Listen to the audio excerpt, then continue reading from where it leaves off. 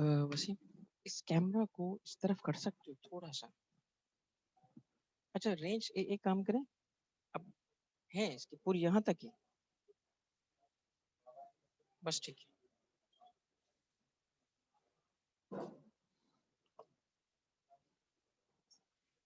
मैं भी आ रहा हूँ कोने में, अपीयर तो हो रहा है ना, अभी मैं मूव कर रहा हूँ ना। स्टार्ट, दोनों ऑन है।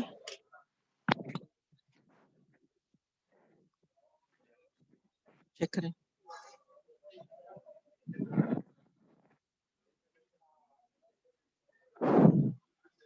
हाँ जी स्टार्ट करें।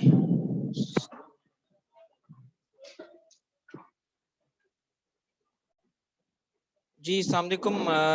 ऑनलाइन के बच्चे, आवाज आ रही है बेटा?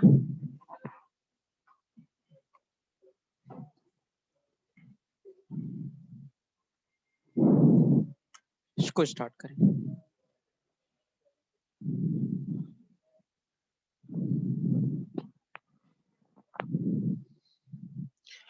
हाँ जी आवाज आ रही है या नहीं आ रही? इसमें कोई इशू है वैसे? हाँ अब चेक करो। अच्छा जी, पिछली क्लास में हमने क्या स्टडी किया था? टेक्स्ट की डेफिनेशन। ठीक है, तो क्या है टेक्स्ट की डेफिनेशन फिर? टेक्स्ट की डेफिनेशन क्या है बताएं? It's a compulsory payment made by certain persons. Mobile phone बेटा। मेड बाय सर्टेन पर्सन्स और आगे under a law to the government. कितने फीचर्स हुए? 4। पहला फीचर कौन सा है? कंपल्शन, मैंडेटरी होना। ठीक है। दूसरा पर्सन, पर्सन्स, राइट, आइडेंटिफाई होंगे पर्सन्स। और इसके बाद तीसरा law, under a law, legal sanctions होनी चाहिए। ठीक है। Number 4 government. ठीक हो गया। वालेकुम सलाम बेटा। ओके, अब हम आज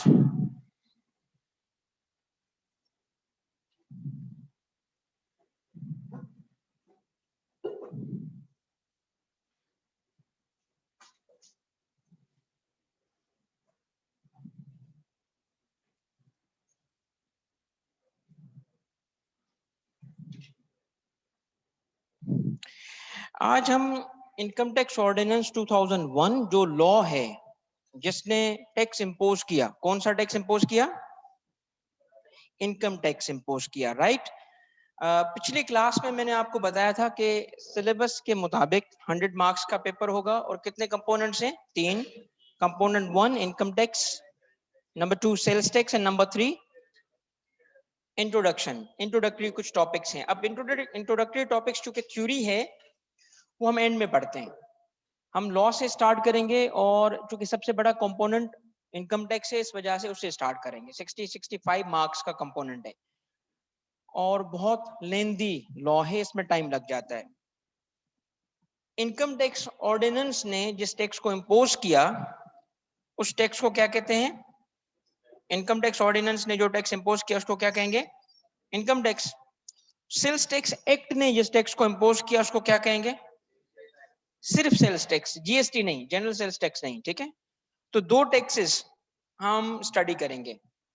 ठीक है, 2 टैक्सेस हम स्टडी करेंगे। आज हम बिस्मिल्लाह करते हैं पहले टैक्स से और वो है इनकम टैक्स। और इनकम टैक्स हम स्टार्ट करेंगे बेयर एक्ट से, इनकम टैक्स ऑर्डिनेंस 2001 से। ठीक हो गया।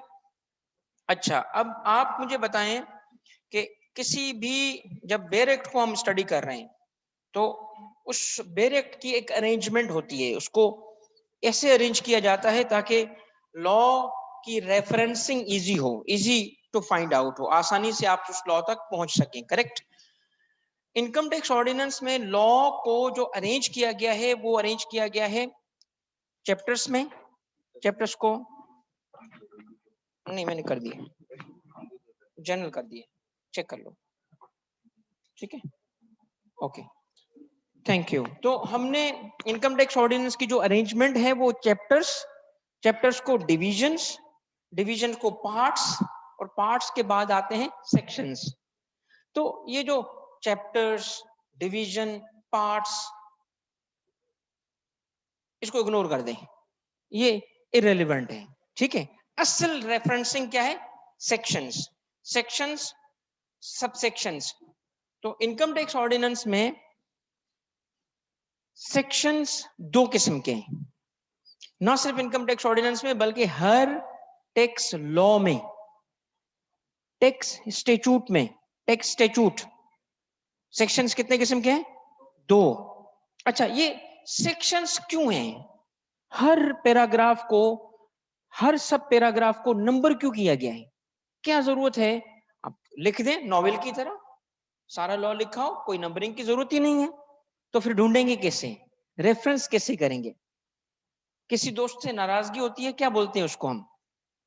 420 ना कर, बोलते हैं ना, सियासत ना कर, या 400।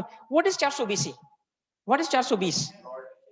ये एक सेक्शन है, इट्स अ सेक्शन। किस चीज का सेक्शन है ये? फ्रॉड का। तो इसका मतलब है कि जिस एक्ट को या जिस ऑफेंस को पनिश करने का एक सेक्शन है, वो इतना मशहूर हो गया कि सेक्शन ही उस कॉन्सेप्ट को रिप्रेजेंट कर रहे हैं। तो कितना आसान है 420। हम टैक्स ऑफिस में जब काम करते हैं ना, बहुत सारे कॉन्सेप्ट ऐसे हैं जो हम भी नंबर लेते हैं, हम भी नंबर बोलते हैं जी। 122 का नोटिस दिया। अब जैसे मैं कमिश्नर हूं, अब तो सीनियर हो गए ना, जूनियर आते हैं नए नए, तो तंग करना होता है उनको, ठीक है ना। जूनियर नहीं बनना जिंदगी में कभी। तो हाँ जी, 122 का नोटिस दिया तुमने? नहीं सर। क्या कर रहे थे अब तक? अब व्हाट इज 122? सेक्शन है, किसी कॉन्सेप्ट को रिप्रेजेंट कर रहे हैं, ठीक है। तो ये रेफरेंसिंग को आसान करते हैं सेक्शंस। एक जेल में इनमेट्स थे। इनमेट्स किसे कहते हैं? कैदी को। अब चूंकि वो एक साथ, सालों से एक साथ हैं, लिमिटेड एक्सपोजर होता है जेल में, बहुत लिमिटेड एक्सपोजर, ना किताबें मिलेंगी, ना मोबाइल फोन, कुछ भी नहीं। तो जोक्स, अब टाइम कैसे किल करेंगे? जोक्स, जिसको जो जोक याद था वो जोक सुनाता था, हंसते थे, टाइम पास करते थे। फिर वक्त के साथ क्या हुआ? जोक्स भी खत्म हो गए। अब उन्होंने क्या किया? अपने सारे जोक्स को नंबर लगा दिया। कहते चलो आसान काम करते हैं, सारे जोक्स को नंबर देते थे। नंबर 1 ये जोक, नंबर 2 ये, नंबर 3। फिर वो क्या करते थे? जोक नहीं सुनाते थे, नंबर बोलते थे और हंसते थे कि जी क्यों हम टाइम जाया करें। नंबर 15 हंसना शुरू कर देंगे, नंबर 16 हंसना शुरू कर देंगे। तो this is exactly what the law has done. Number दे दिया किस चीज को? किसी कॉन्सेप्ट को, राइट। तो हम क्या बोलेंगे? नंबर, हमें हंसना शुरू कर देंगे, राइट। तो ये जो नंबर्ड पैराग्राफ हैं, ये इनकम टैक्स ऑर्डिनेंस में क्या कहलाते हैं? सेक्शंस। क्या कहलाते हैं? सेक्शंस। इसकी और भी सब डिवीजन है, आएगी बाद में देखेंगे। अब सुने, सेक्शन कितने किस्म के हैं? बोलो, टॉक टू मी। कितने हैं? दो किस्म के सेक्शन हैं। कहां? इनकम टैक्स ऑर्डिनेंस में। ना सिर्फ इनकम टैक्स ऑर्डिनेंस में, हर टैक्स लॉ में सेक्शन कितने किस्म के होते हैं? दो। टाइप 1 चार्जिंग सेक्शन, लिख लें इसको, सारे बच्चे लिखें। Charging types of sections, types of sections. Number 1 charging. Online का बच्चा बताओ बेटा, नजर आ रहा है आपको? Charging section, okay. Charging section किसे कहते हैं? जो चार्ज क्रिएट करें। जो क्या करें? चार्ज क्रिएट करें। देखिए, मुझे गवर्नमेंट को, एफबीआर को टैक्स पे करना है ना, क्यों पे करूं? वो मेरे पैसे थे, मैंने कमाए, मैं तुम्हें क्यों दूं? वो कहेंगे तुम पे लायबिलिटी है, यू आर लायबल टू पे। कहां लिखा है? मैं नहीं मानता।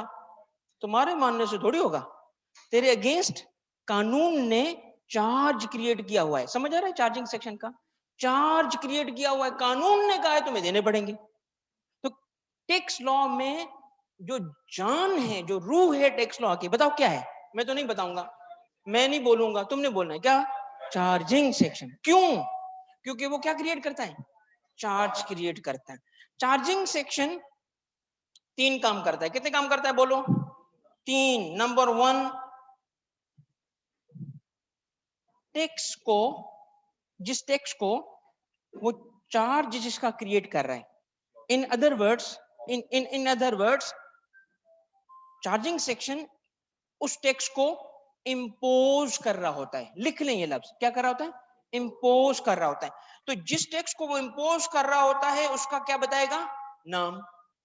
नाम तो बताएगा ना उस टेक्स्ट का कि जी ये टेक्स्ट इंपोज किया जा रहा है, क्योंकि एक टेक्स्ट तो है नहीं। ठीक है। दूसरा काम क्या करेगा वो? चार्जिंग सेक्शन बताता है किस पे वो टैक्स इंपोज हुआ। भाई किसी ने तो पे करना है ना, ये टैक्स है इनकम टैक्स, किस पे इंपोज हुआ। ठीक है। और तीसरी चीज जो वो चार्जिंग सेक्शन बताता है कि किन कंडीशंस के साथ वो टैक्स इंपोज हुआ। पहले क्या बताएगा? नाम। दूसरा क्या बताएगा? किस पे वो टैक्स इंपोज हुआ, किस पे। अब एक बात सुनना, ये जो किस पे टैक्स इंपोज हुआ ना, ये कहलाता है टैक्स बेस। क्या कहलाता है? Tax base. ये बहुत सारी बातें आएंगी, अब आपको ना आज लर्निंग शुरू होगी, फिर वक्त के साथ कॉन्फिडेंस बढ़ेगा, फिर कहोगे मुझे तो पहले से आता था, सर तो ऐसी बातें कर रहे थे। Tax base. टैक्स बेस का क्या मतलब है? किस चीज पे टैक्स इंपोज किया गया। अब एक लम्हे के लिए ऑर्डिनेंस या लीगल बात को रोक लो। लीगल कॉन्सेप्ट को क्योंकि हम लॉ पढ़ रहे हैं ना, लीगल कॉन्सेप्ट को एक लम्हे के लिए रोक के एक कॉन्सेप्ट बनाते हैं। क्या कॉन्सेप्ट बनाते हैं? ताकि देखो ना, जब कॉन्सेप्ट बनाएंगे कि आमतौर पे कैसे ये चीज बनती है, तो हमें टैक्स लॉ को समझने में आसानी होगी कि हमने कैसे बनाई है। थ्योरी देखेंगे तो फिर केक बनाने देखेंगे ना कैसे बनता है, तो हम देखेंगे सही बना रहे हैं या गलत बना रहे हैं। करेक्ट। देखिए इस चीज को साइड पे कर देते हैं। चलो बेटा साइड पे हो जाओ, यहां आ जाओ। टैक्स लगाने का काम पार्लियामेंट का है, क्योंकि हमने पिछली क्लास में एक आर्टिकल पढ़ा था, मैंने सुनाया था, पढ़ा नहीं था। आर्टिकल 77, जिसके मुताबिक कोई टैक्स इंपोज नहीं हो सकता जब तक के कोई लॉ या एक्ट ऑफ पार्लियामेंट ना हो। कोई भी टैक्स बगैर लॉ के इंपोज, तो लॉ कौन बनाता है? पार्लियामेंट। मैं एक जुमला बोल रहा हूं, आप बताएं करेक्ट के इनकरेक्ट। गवर्नमेंट ने टैक्स इंपोज किया है, करेक्ट के इनकरेक्ट? करेक्ट के इनकरेक्ट? Absolutely incorrect. पार्लियामेंट ने, बिकॉज स्टेट के 3 पिलर्स हैं। स्टेट और गवर्नमेंट में फर्क है कि नहीं है? है ना। स्टेट के कितने पिलर्स हैं? 3। एक है लॉ मेकर, जो लॉ बनाता है, क्या कहते हैं उसको? पार्लियामेंट। दूसरा है लॉ इन्फोर्सर, लॉ इंप्लीमेंटर, क्या कहते हैं उसको? एग्जीक्यूटिव या गवर्नमेंट। लॉ बनाया किसने? उसको इंप्लीमेंट कौन करेगा? मगर इंप्लीमेंटेशन जिस पे होगी, यानी सिटीजन, उससे डिस्प्यूट आ जाए तो इंटरप्रिटेशन कौन करेगा? जुडिशरी। लिख लो बेटा 3 चीजें लिखो। स्टेट के कितने पिलर्स हैं? जल्दी जल्दी लिखने, इसमें ये कोई बड़ी बात नहीं है, जल्दी जल्दी लिखें। स्टेट के कितने पिलर्स? 3। पहला कौन सा? पार्लियामेंट। क्या करता है पार्लियामेंट? लॉ बनाता है। दूसरा, ऑनलाइन वाले बच्चे बेटा जल्दी जल्दी लिखे। नंबर 2, गवर्नमेंट क्या करती है? गवर्नमेंट का दूसरा नाम एग्जीक्यूटिव भी है, ये लॉ को इन्फोर्स करती है। और तीसरा क्या है? इंटरप्रिटेशन। इंटरप्रिटेशन का क्या मतलब है कि लॉ का मतलब क्या था, सही इन्फोर्स हुआ या नहीं, ये किसका काम है? जुडिशरी का। मगर जुडिशरी के पास सुनिएगा बच्चों, हम जाते कब हैं? अब मैं एक टॉपिक पढ़ रहा हूं, आप एक टॉपिक पढ़ रहे हैं, ऑर्डिनेंस खोल के बैठे हैं, नहीं समझ आ रहा, एक जज साहब को जानते हैं, तो क्या करोगे? Phone a friend, my lord, your honour, can you help me? Who are you? I am a citizen of this country. तो मैं क्या करूं? माय लॉर्ड, कॉन्स्टिट्यूशन में लिखा है कि आपका काम है interpretation, please help me with I cap question, please help me with this. हम क्या, वो क्या कहे भाई, ये थोड़ी है इंटरप्रिटेशन।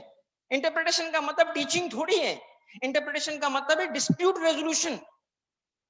इंटरप्रिटेशन का मतलब क्या हुआ? डिस्प्यूट, कि जब स्टेट ने, जब गवर्नमेंट ने, जब स्टेट के एक पिलर गवर्नमेंट ने इन्फोर्स किया लॉ को, तो डिस्प्यूट आ गया, अब कौन इंटरप्रेट करेगा? Now we go to judicial.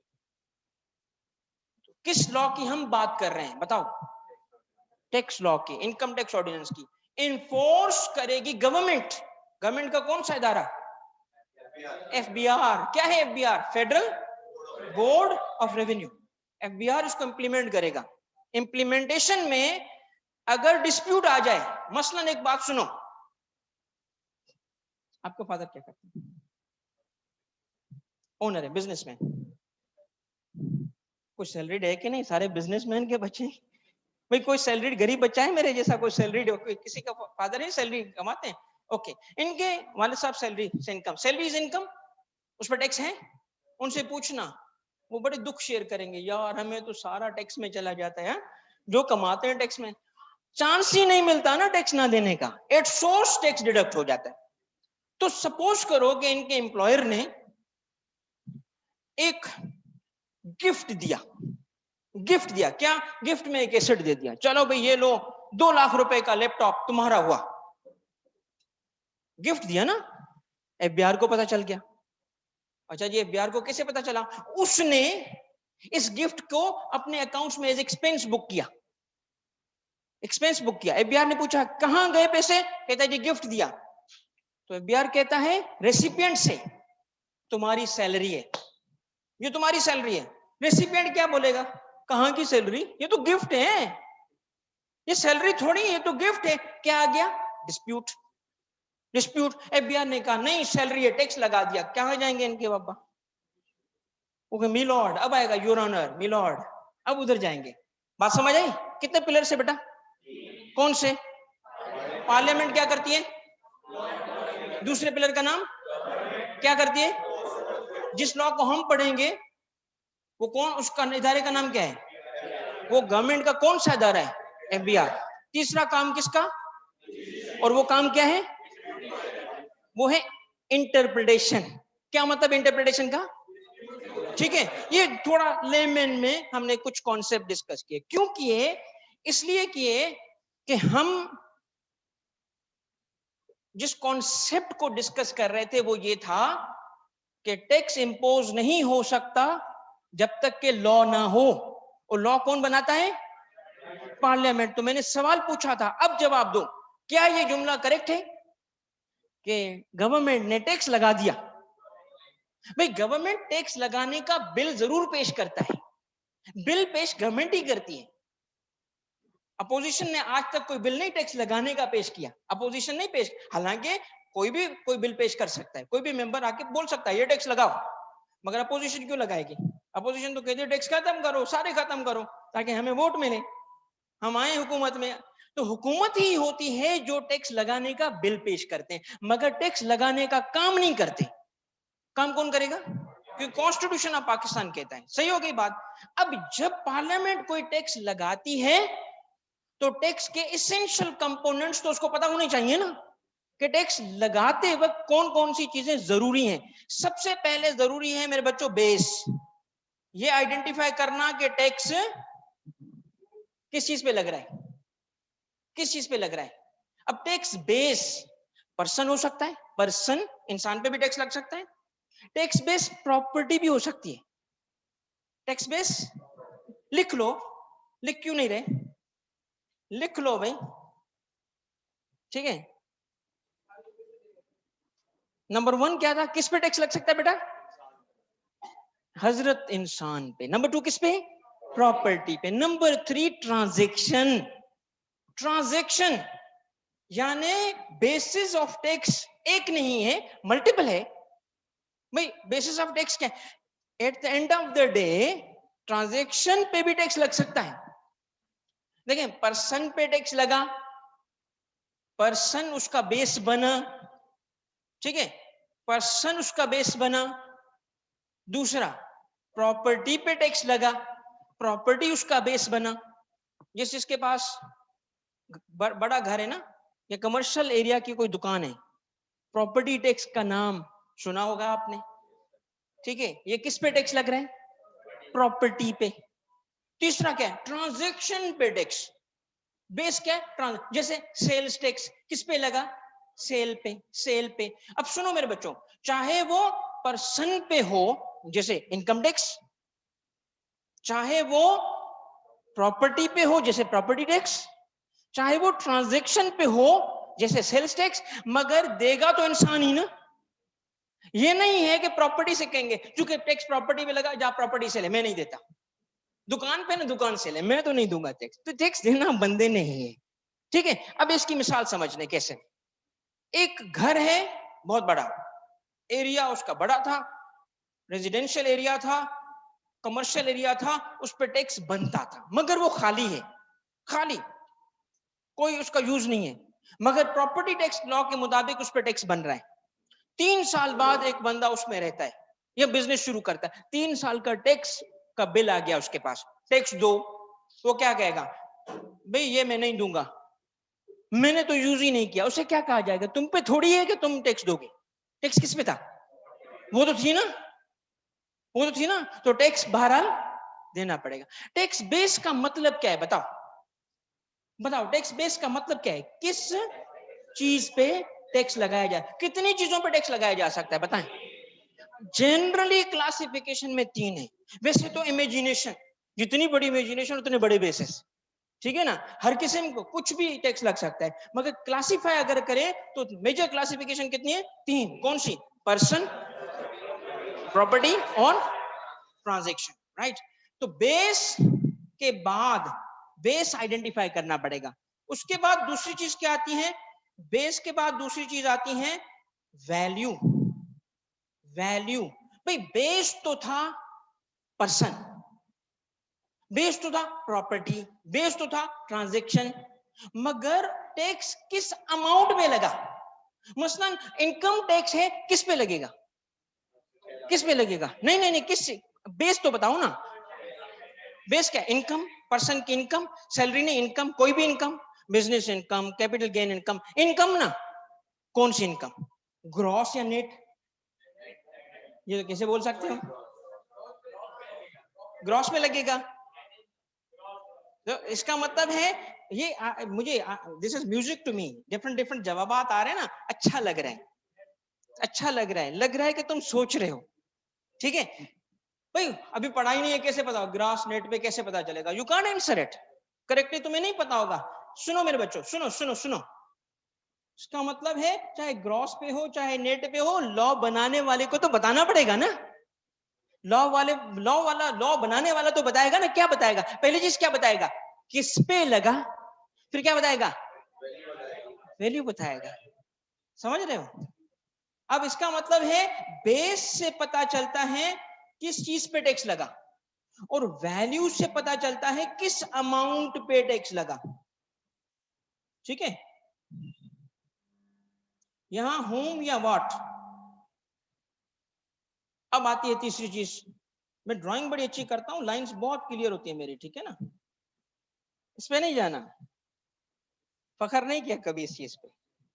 Base, दूसरी बात क्या बेटा? एक सेकंड, पहला था बेस, दूसरी बात क्या है बेटा? वैल्यू, तीसरी है रेट।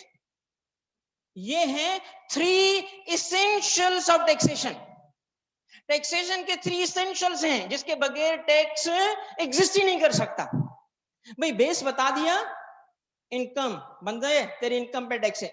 वैल्यू बता दिया, नेट इनकम, रेट देना ही भूल गया, तो हम क्या टैक्स लग सकता है? तो कोई रेट भी तो होगा ना। ये सारी चीजें बतानी पड़ेंगी। कितनी बातें थी मेरे बच्चों बताओ? 3। पहली बात कौन सी है? बेस। दूसरी बात क्या है? तीसरी बात रेट। हाँ बेटा, आप सवाल पूछो।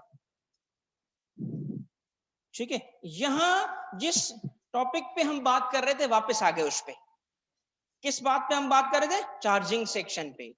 इनकम टैक्स ऑर्डिनेंस के कितने कितने टाइप के सेक्शंस? 2। कौन से?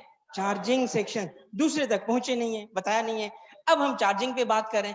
इनकम टैक्स ऑर्डिनेंस के चार्जिंग सेक्शंस को देख लेते हैं। इनकम टैक्स ऑर्डिनेंस का, अब आप दुनिया में बेटा आगे, मेरी बहुत दुआएं हैं आपके लिए, अल्लाह ताला आपको बहुत तरक्की दे।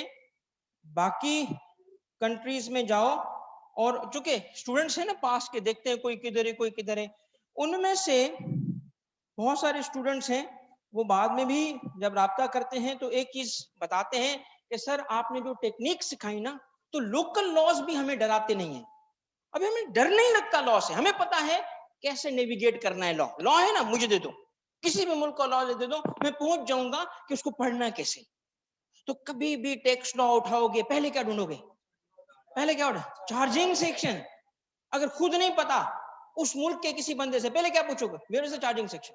कौन चार्जिंग सेक्शन? अच्छा नहीं पता, देखो समझ जाओगे उसमें क्या क्या लिखा हो कि समझ जाओ कि उसके बाल बड़े हों, शक्ल डरावनी हो, कुछ तो फीचर्स होंगे ना जिसे पता चलेगा यही है, यही है, दिस इज इट। क्या देखोगे? क्या देखोगे? देखोगे मेरे बच्चों, मैंने लिख दी है वो चीजें, वो फीचर लिख दिए हैं, ये चीजें देखोगे। देखोगे कि किस सेक्शन ने टैक्स इंपोज करते हुए तीन बातें बताई। क्या बताया? नाम। क्या बताया? और तीसरा क्या बताया? यही तो चार्जिंग सेक्शन है, इसी को तो चार्जिंग सेक्शन बोलते हैं। अब बताओ, सुनो, चार्जिंग सेक्शन क्या करता है? सुनना मेरी बात, ये देखो ब्रिज बना रहा हूं, ये हो गया ब्रिज। चार्जिंग सेक्शन तीन बातें बताता है। क्या क्या बताएगा? बेस बताएगा। क्या बताएगा? क्या बताएगा? अब मुझे पढ़ाने की जरूरत ही नहीं, खुद पढ़ो। ये देखो इनकम टैक्स ऑर्डिनेंस का चार्जिंग सेक्शन, और बताओ आपको समझ आ रहा है कि नहीं आ रहा, और ये भी बताओ कैसा पढ़ाता हूं मैं। बुरा बोला ना तो बुरा पंखा गिराऊंगा तुम्हें। एक सेकंड बेटा, नहीं पहले ये देखो बेटा, सेक्शन 4। जी बेटा, हाँ जूम ही करने लगा हूं बेटा, ढूंढ रहा हूँ जूम को, किधर है? ये मिल गया। हाँ बेटा, सेक्शन 4, सेक्शन 4 नंबर 1, 4 सेक्शन है ना, आगे क्या लिखा है? ब्रैकेट 1 लिखा है, इसको क्या कहते हैं हम? Sub section. सेक्शन के बाद क्या था? बस, आगे बाद में। सेक्शन 4 का sub section 1, entire income tax ordinance में इंटायर कानून, क्या सारे टैक्स की बुनियाद ये है, पूरा लॉ इससे निकलेगा, सारा का सारा आपके इनकम टैक्स की कंप्यूटेशन, एवरीथिंग यहीं से निकलेगी। पता है इसने मुझे हजरत अली के कौल का मतलब समझाया। पता है टैक्स लॉ ने ना मुझे मजहब बेहतर सिखाया, बिलीव मी। कानून को समझा तो मजहबी कानून समझ आया कि अच्छा ये यूं होता है। हजरत अली ने क्या कहा कि जी बिस्मिल्लाह पे अगर लिखूं तफसीर तो कितने ऊंट भर जाएं? 7 ऊंट भर जाएं। इसका मतलब क्या है? बिस्मिल्लाह में इतने सीक्रेट्स हैं। कहाँ है सीक्रेट्स? हमें थोड़ी पता होंगे, वो इल्म के शहर को पता होंगे ना, हमें थोड़ी पता, वो तो उनको पता ना। तो ये इल्म जो है ना, इल्म हमारी इंसान की पैदाइश ही अल्लाह को जानने के लिए, तो जानना क्या है? इल्म है ना। तो इल्म से भागो नहीं यार, इल्म से प्यार करो, चाहे कोई भी हो। इल्म तो इल्म है ना, चाहे अकाउंटिंग का हो चाहे कोई भी हो। मुझे सीखने के लिए, बिलीव मी, लोग कहते हैं ना कि जी पता नहीं, मैं तो कभी कभी सोचता हूं कि जिनको फरागत मिलती है वो पागल करते क्या है, किताब उठा के क्यों नहीं पढ़ बैठ जाते? कोई सी भी किताब उठाओ, मुझे तो इररेलेवेंट है कि किताब कौन सी हो, कुछ भी हो, है तो इल्म ना। पढ़ने के बाद पता चलेगा ना कि बेकार था, यूजलेस, नहीं पढ़ना चाहिए था, बट पढ़ने के बाद ना पढ़ तो लूं। ठीक है, तो बेटा इल्म से प्यार करो, पैशन, पेपर पेपर निकल जाएगा, ऐसे ही मामूली चीजें। दिल तो लगाओ, जो वैल्यूबल चीज होती है वो ऐसे ही थोड़ी आती है। पैशन तो हो, बर्निंग डिजायर तो हो। रही बात पेपर की, पेपर ऐसे ही निकल जाते। ठीक है, आओ बेटा सबसेक्शन 1 पढ़ो, क्या लिखा है सबसेक्शन 1 में? सबसेक्शन 1 कहता है सब्जेक्ट दिस ऑर्डिनेंस। दिस का मतलब क्या है? Income tax ordinance 2001। Subject to this ordinance, क्या आगे क्या लिखा है? Income tax, which tax? Income tax shall be क्या? रुक जाएं, पहला सवाल का जवाब मिल गया। टैक्स का नाम क्या है? It is not corporate tax, it is not personal income tax, it is only income. हमारे मुल्क ने बाकी ममालिक की तरह डिस्टिंक्शन नहीं की कि जी कंपनी पे लगने वाले टैक्स को कॉर्पोरेट टैक्स कहेंगे, इंडिविजुअल पे लगने वाले को इनकम टैक्स या पर्सनल इनकम टैक्स कहेंगे। नहीं, हम दोनों को मिला के क्या कहते हैं? कुछ ममालिक ने कैपिटल गेन पे अलग कानून बना दिया, उसको क्या कहते हैं? CVT, capital gains tax. हमने कहा नहीं, हमारे सारे टैक्सेस जो इनकम पे लगेंगे उसका नाम क्या होगा? Income tax. टैक्स का नाम क्या है? income tax shall be what? Imposed for each tax year. Each tax year at the rate or rates specified in division 1 or 2 of part 1 of the first schedule. First schedule income tax ordinance में last section का जब हम number देखते हैं ना, number, तो 240 है वो, मगर 240 नहीं है, क्योंकि सेक्शंस ऐड ओमिट होते रहे, इस वजह से 350 से ऊपर सेक्शन है। 240 लास्ट सेक्शन है, बट सेक्शन का नंबर ज्यादा है, क्यों? सेक्शन बीच में ऐड बहुत हुए। उसके बाद 12 शेड्यूल्स हैं, मगर हमारे लिए, आपके कोर्स के लिए सिर्फ 3 शेड्यूल्स का रेफरेंस आएगा बस। Schedule 1, schedule 2 and 3। Schedule 1 note कर लो, टैक्स रेट्स का है। जब भी इनकम टैक्स में रेट की बात आएगी, कहां जाएंगे? ऑनलाइन वाला बच्चा बेटा लिख लो, कहां जाएंगे? फर्स्ट शेड्यूल में जाएंगे। फर्स्ट शेड्यूल किस पे होता है? किस पे होता है बच्चों? रेट पे। तो जब भी टैक्स रेट का हम कहेंगे, कहां जाएंगे? और आईकेप के रिक्वायरमेंट में रेट याद करना नहीं आता, अल्हम्दुलिल्लाह, वो गिवन होता है। Rates are given, rates are not to be memorized, ठीक है? तो फर्स्ट शेड्यूल में रेट्स गिवन होंगे। Second schedule exemptions. क्या?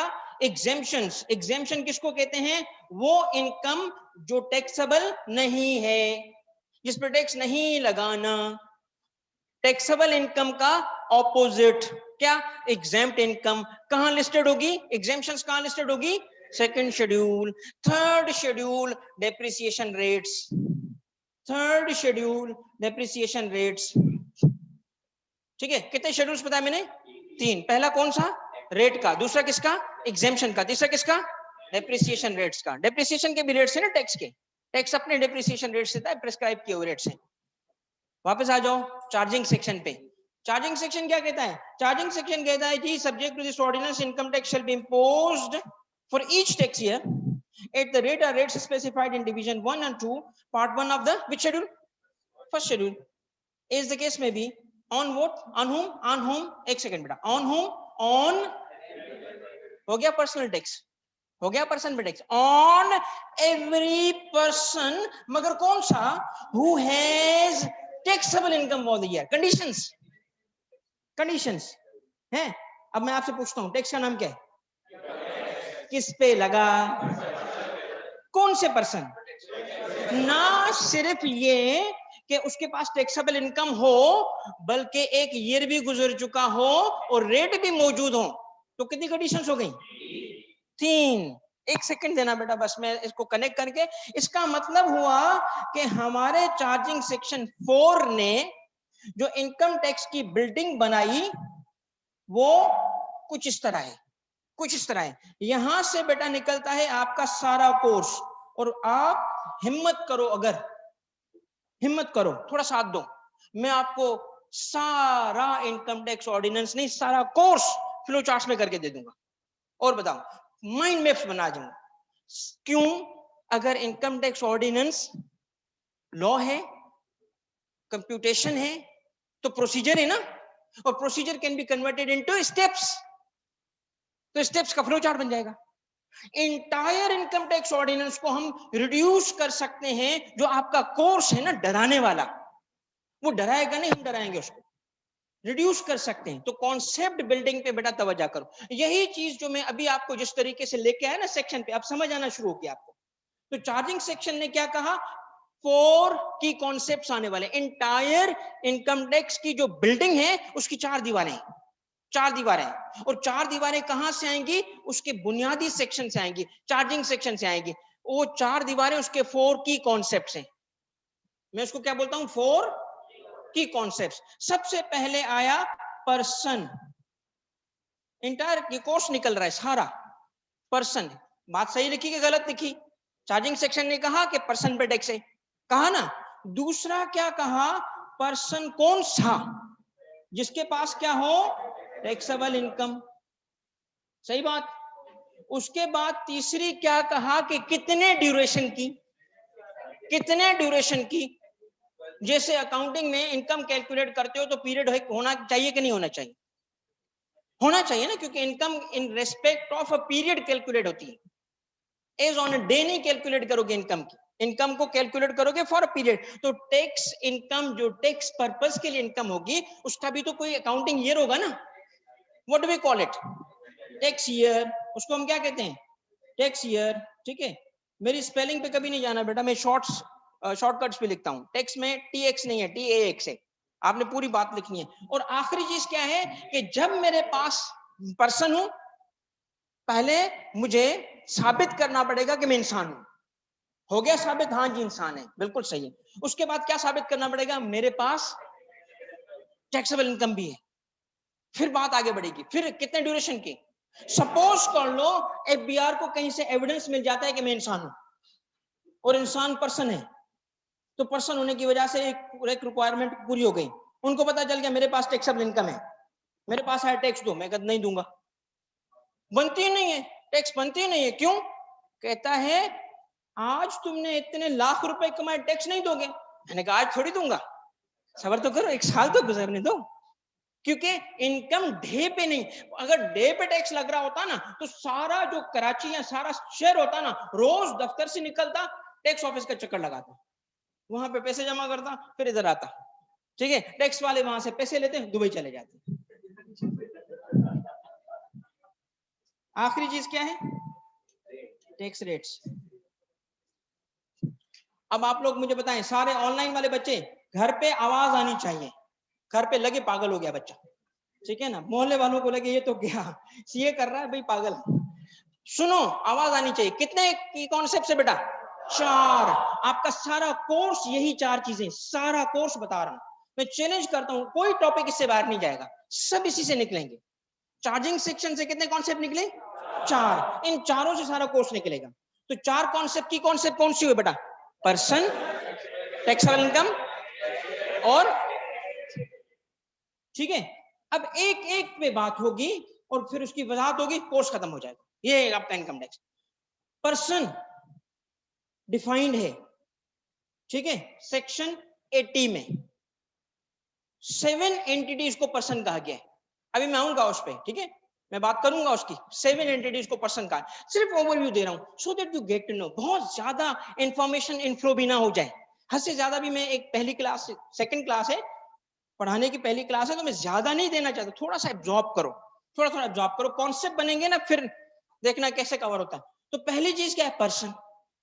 पर्सन में अगर कोई पर्सन ही ना हो तो टैक्स लगेगा। ओके, अब एक किस्सा सुने। If I remember correctly, Sweden में ये मैंने न्यूज़पेपर में बात पढ़ी थी, स्वीडन में एक खातून का इंतकाल हो जाता है, उसकी विल पढ़ी जाती है, तो अरबपति खातून थी, बड़े पैसे थे उसके पास, औलाद कोई नहीं थी, कोई रिलेटिव नहीं है, तो विल उसने क्या छोड़ी, मेरी सारी प्रॉपर्टी मैं नाम करती हूं अपनी बिल्ली के, इंटायर प्रॉपर्टी उसने अपनी जो पालतू बिल्ली थी उसके नाम कर दी। तो अखबार में क्या था, richest cat in the world, richest, सारी प्रॉपर्टी उसके पास। अब सोचो ऐसा यहां हो, ऐसा यहां हो, कोई बंदा हो, उसने पैसे हो करप्शन से बनाए हुए और मर रहा हो, और कहे कि जी चूंकि यहाँ मेरा फेवरेट, उसका भी तो कोई फेवरेट जानवर होगा ना, गधा, सारी मैं उसके नाम करके जा रहा हूं, हो सकता है, नहीं हो सकता, नहीं नहीं हो सकता, क्या होगा बेटा, तो फिर क्या होगा, FBR को पता चल जाएगा, FBR फौरी से उसको नोटिस देगा, dear mister donkey, since you have received such and such amount as your income, तो प्लीज पे सम टैक्स, ऐसे होगा। अव्वल तो प्रॉपर्टी ओनरशिप का जो लॉ है उसमें animal can not hold property, problem आ गया यहाँ, हमारे मुल्क में ये नहीं हो सकता, because animal can not own a property. हाँ, उसके लिए ट्रस्ट बना सकते हैं, trust can own a property, जो उस बिल्ली के नाम, उस गधे के नाम, उसके फायदे के लिए, हाँ वो ये कह सकता मैं ट्रस्ट बना रहा हूं, ऑल पाकिस्तान डोंकी वेलफेयर, वो सारी प्रॉपर्टी उसको दे दूंगा ताकि इस मुल्क के गधों के लिए वो इस्तेमाल, ऐसा कह सकता है, ऐसा हो सकता है लीगली, मगर वो ट्रस्ट हो जाएगा, trust is a separate legal entity, ठीक है, राइट। सेकंड केस पर्सन की डेफिनेशन है ना, पर्सन, तो देखना लाजमी है ना पर्सन है कि नहीं है, आप आपको पता होगा, ये भी एक इंटरेस्टिंग चीज है। बहुत सारे इंडियन सब कॉन्टिनेंट है, सूफिया की जमीन है, अल्लाह के बड़े बड़े नेक वली बुजुर्ग हैं, उनकी बाजारें हैं, लोग जाते हैं दुआ करने अल्लाह से, या अल्लाह इस बंदे की बरकत से। तो वहां पे वो क्या करते हैं, पैसे भी दे के आते हैं। पता है ना आपको, वन सच टैक्स ऑफिसर, वो भी गया एक मजार पे, या अल्लाह ये हो जाए, मेरा प्रमोशन हो जाए, मैं प्राइम मिनिस्टर बन जाऊं, ये हो जाऊं, चेयरमैन बन जाऊं। वो चला गया एक मजार पे, मजार थी 7 की, कलंदर शहबाज की। अब वहां एक सोने का दरवाजा है, लोग सोना फेंकते हैं, पैसे देते हैं। वो भी गया 2 रुपए देके, मैं भी 2 रुपए डाल के आऊंगा। 2 रुपए उसने डालते हुए देख लिया पैसों को, अब वापस आया, अब दुआ कर रहा है, या अल्लाह इतने पैसे कहां से। ओके, फिर गया, वापस आ गया, दुआ करके वापस आया, कहता है यार, अपने बॉस को बोलता है, सर कमाल का टैक्स एवेडर पकड़ के आया हूं, आप तो ऐसा टैक्स एवेडर पकड़ के आया हूं कि उस पे टैक्स लगाएंगे ना तो मुल्क हरा भरा हो जाएगा। कहता है कौन, कलंदर शहबाज। कहता है कैसे, सर इतने पैसे कमाते हैं, टैक्स ही नहीं देता, इसे tax free money, think about it, tax free money. वो भी पागल था, कहता नोटिस दे। जल्दी जल्दी टाइपिस्ट को बुलाते हैं, स्टेनो को, लिखो सर क्या लिखना है, dear mister Qalandar Shahbaz, since you have been evading taxes for thousands of years, you are hereby given a notice। और वो चूंकि टैक्स वाला है, गिनती रोज करता है, तो कहता है मेरी असेसमेंट के मुताबिक तुम्हारी साल की इनकम होगी 25 करोड़ रुपए, और इस हिसाब से टैक्स बनता है इतना, काइंडली पे करो।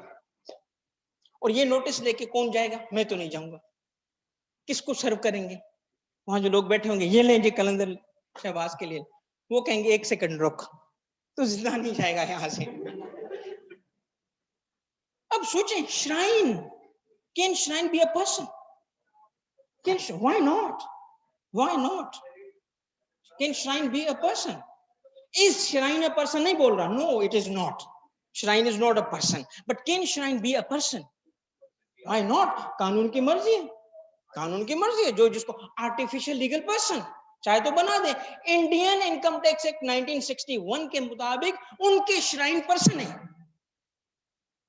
उनके श्राइन पर्सन है, इधर अभी तक नहीं है, इधर खतरा है पर्सन बनाते हुए। तो कॉन्सेप्ट कितना इंपॉर्टेंट है, समझ आया बेटा। सबसे पहले किसी भी इनकम टैक्स लगाने के लिए किसी भी एंटिटी को क्या होना चाहिए, पर्सन। अब पर्सन की डेफिनेशन मौजूद है, that's why it becomes important, person is a pre condition. फिर पर्सन कौन सा,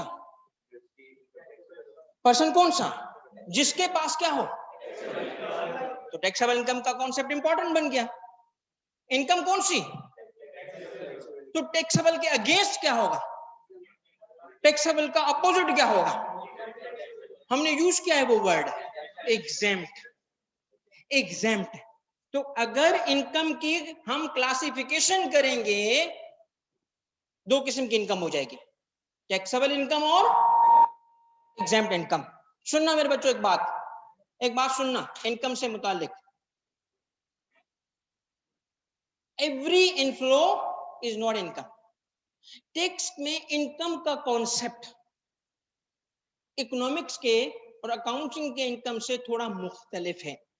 यहां जब आप इनकम पढ़ोगे तो इनकम में कुछ ऐसे अमाउंट्स भी शामिल किए गए हैं जो हकीकत में इनकम नहीं है, हकीकत में लायबिलिटी है, मगर टैक्स ने उसको क्या बना दिया, इनकम। तो इनकम में एक कॉन्सेप्ट आया, और real income and deemed income, real income और विच इनकम, डीम्ड, जो हकीकत में इनकम नहीं है मगर उसको इनकम बनाया गया। किसने बनाया, क्यों बनाया, ताकि टैक्स लग सके। कोई तो वजह होगी ना कि लायबिलिटी को इनकम बोल रहा है, क्यों बोल रहा है, वक्त आने पे पढ़ेंगे। विच मीन्स के आपको इनकम पढ़ते वक्त, टैक्सेबल इनकम पे तो मैं भी आ ही नहीं रहा, इनकम पढ़ते वक्त एक कॉन्सेप्ट मिलेगा डीम्ड इनकम का, जो हकीकत में इनकम नहीं होगी। आप बोलोगे गलत, क्यों बनाया, मैं आपको वहां क्यों का जवाब दूंगा तो कहोगे ठीक बनाया। क्योंकि वो हकीकत में इनकम नहीं है, मगर कोई उसमें बेनिफिट हिडन है, कोई बेनिफिट हिडन है, उसको टैक्स कर रहे हैं, उस हिडन बेनिफिट को मोनेटाइज करके टैक्स कर रहे हैं। ठीक है, वक्त पे आप सीखोगे। तो टैक्सेबल इनकम और दूसरी क्या होगी बच्चों? एग्जैम्प्ट इनकम। अब सुनो मेरी बात, सुनो मेरी बात।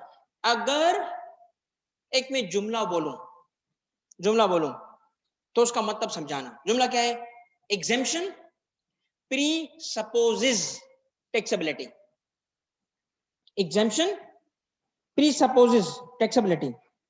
Exemption presupposes taxability. नहीं समझ आया? आसान मतलब सुनो। एग्जेम्प्ट वही इनकम होगी जो पहले टैक्सेबल होगी। जो टैक्सेबल होगी उसी को एग्जेम्प्ट करेंगे ना, जो टैक्सेबल ही नहीं उसको एग्जेम्प्ट जरूरत ही नहीं।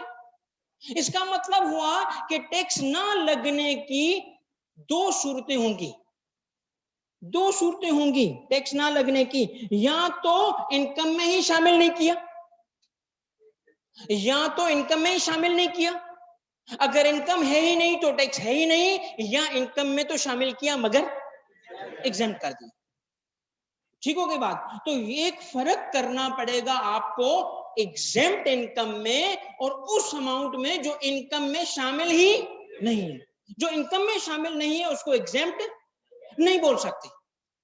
एग्जेम्प्ट किसको कहते हैं? जिस पे टैक्स था छोड़ दिया गया, टैक्स लगे अंडर द लॉ वो दरवाजा। देखिए ये इस तरह है, एक कमरा है, कहा गया सारे नीली शर्ट वाले अंदर आ जाएं भागते हुए। अब एक अंदर आ गया, बाकी बाहर खड़े, तो इनकम से बाहर, तो जो कमरे में नहीं आया वो इनकम में ही नहीं है। अब जो कमरे में आ गए, हाँ जी, जो नीली शर्ट वाले बाल बड़े, बाहर निकलो दूसरे दरवाजे से। कमरे में आए भी सही मगर निकाल भी दिए गए, ये एग्जेम्प्ट इनकम। एक वो जो दरवाजे अंदर आया ही नहीं, एक आके दूसरे दरवाजे से निकाल दिया गया। फर्क समझ आया? नाउ एक बेसिक फर्क है जो बच्चे नहीं करते, हर अमाउंट को बोल देते हैं सर एग्जेम्प्ट है। अरे भाई एग्जेम्प्ट किधर है? वो तो इनकम ही नहीं है। इनकम ना होना एग्जेम्पशन नहीं है। एग्जेम्पशन किसको कहते हैं? जिस पे टैक्स था छोड़, लॉ ने कहा नहीं लगेगा।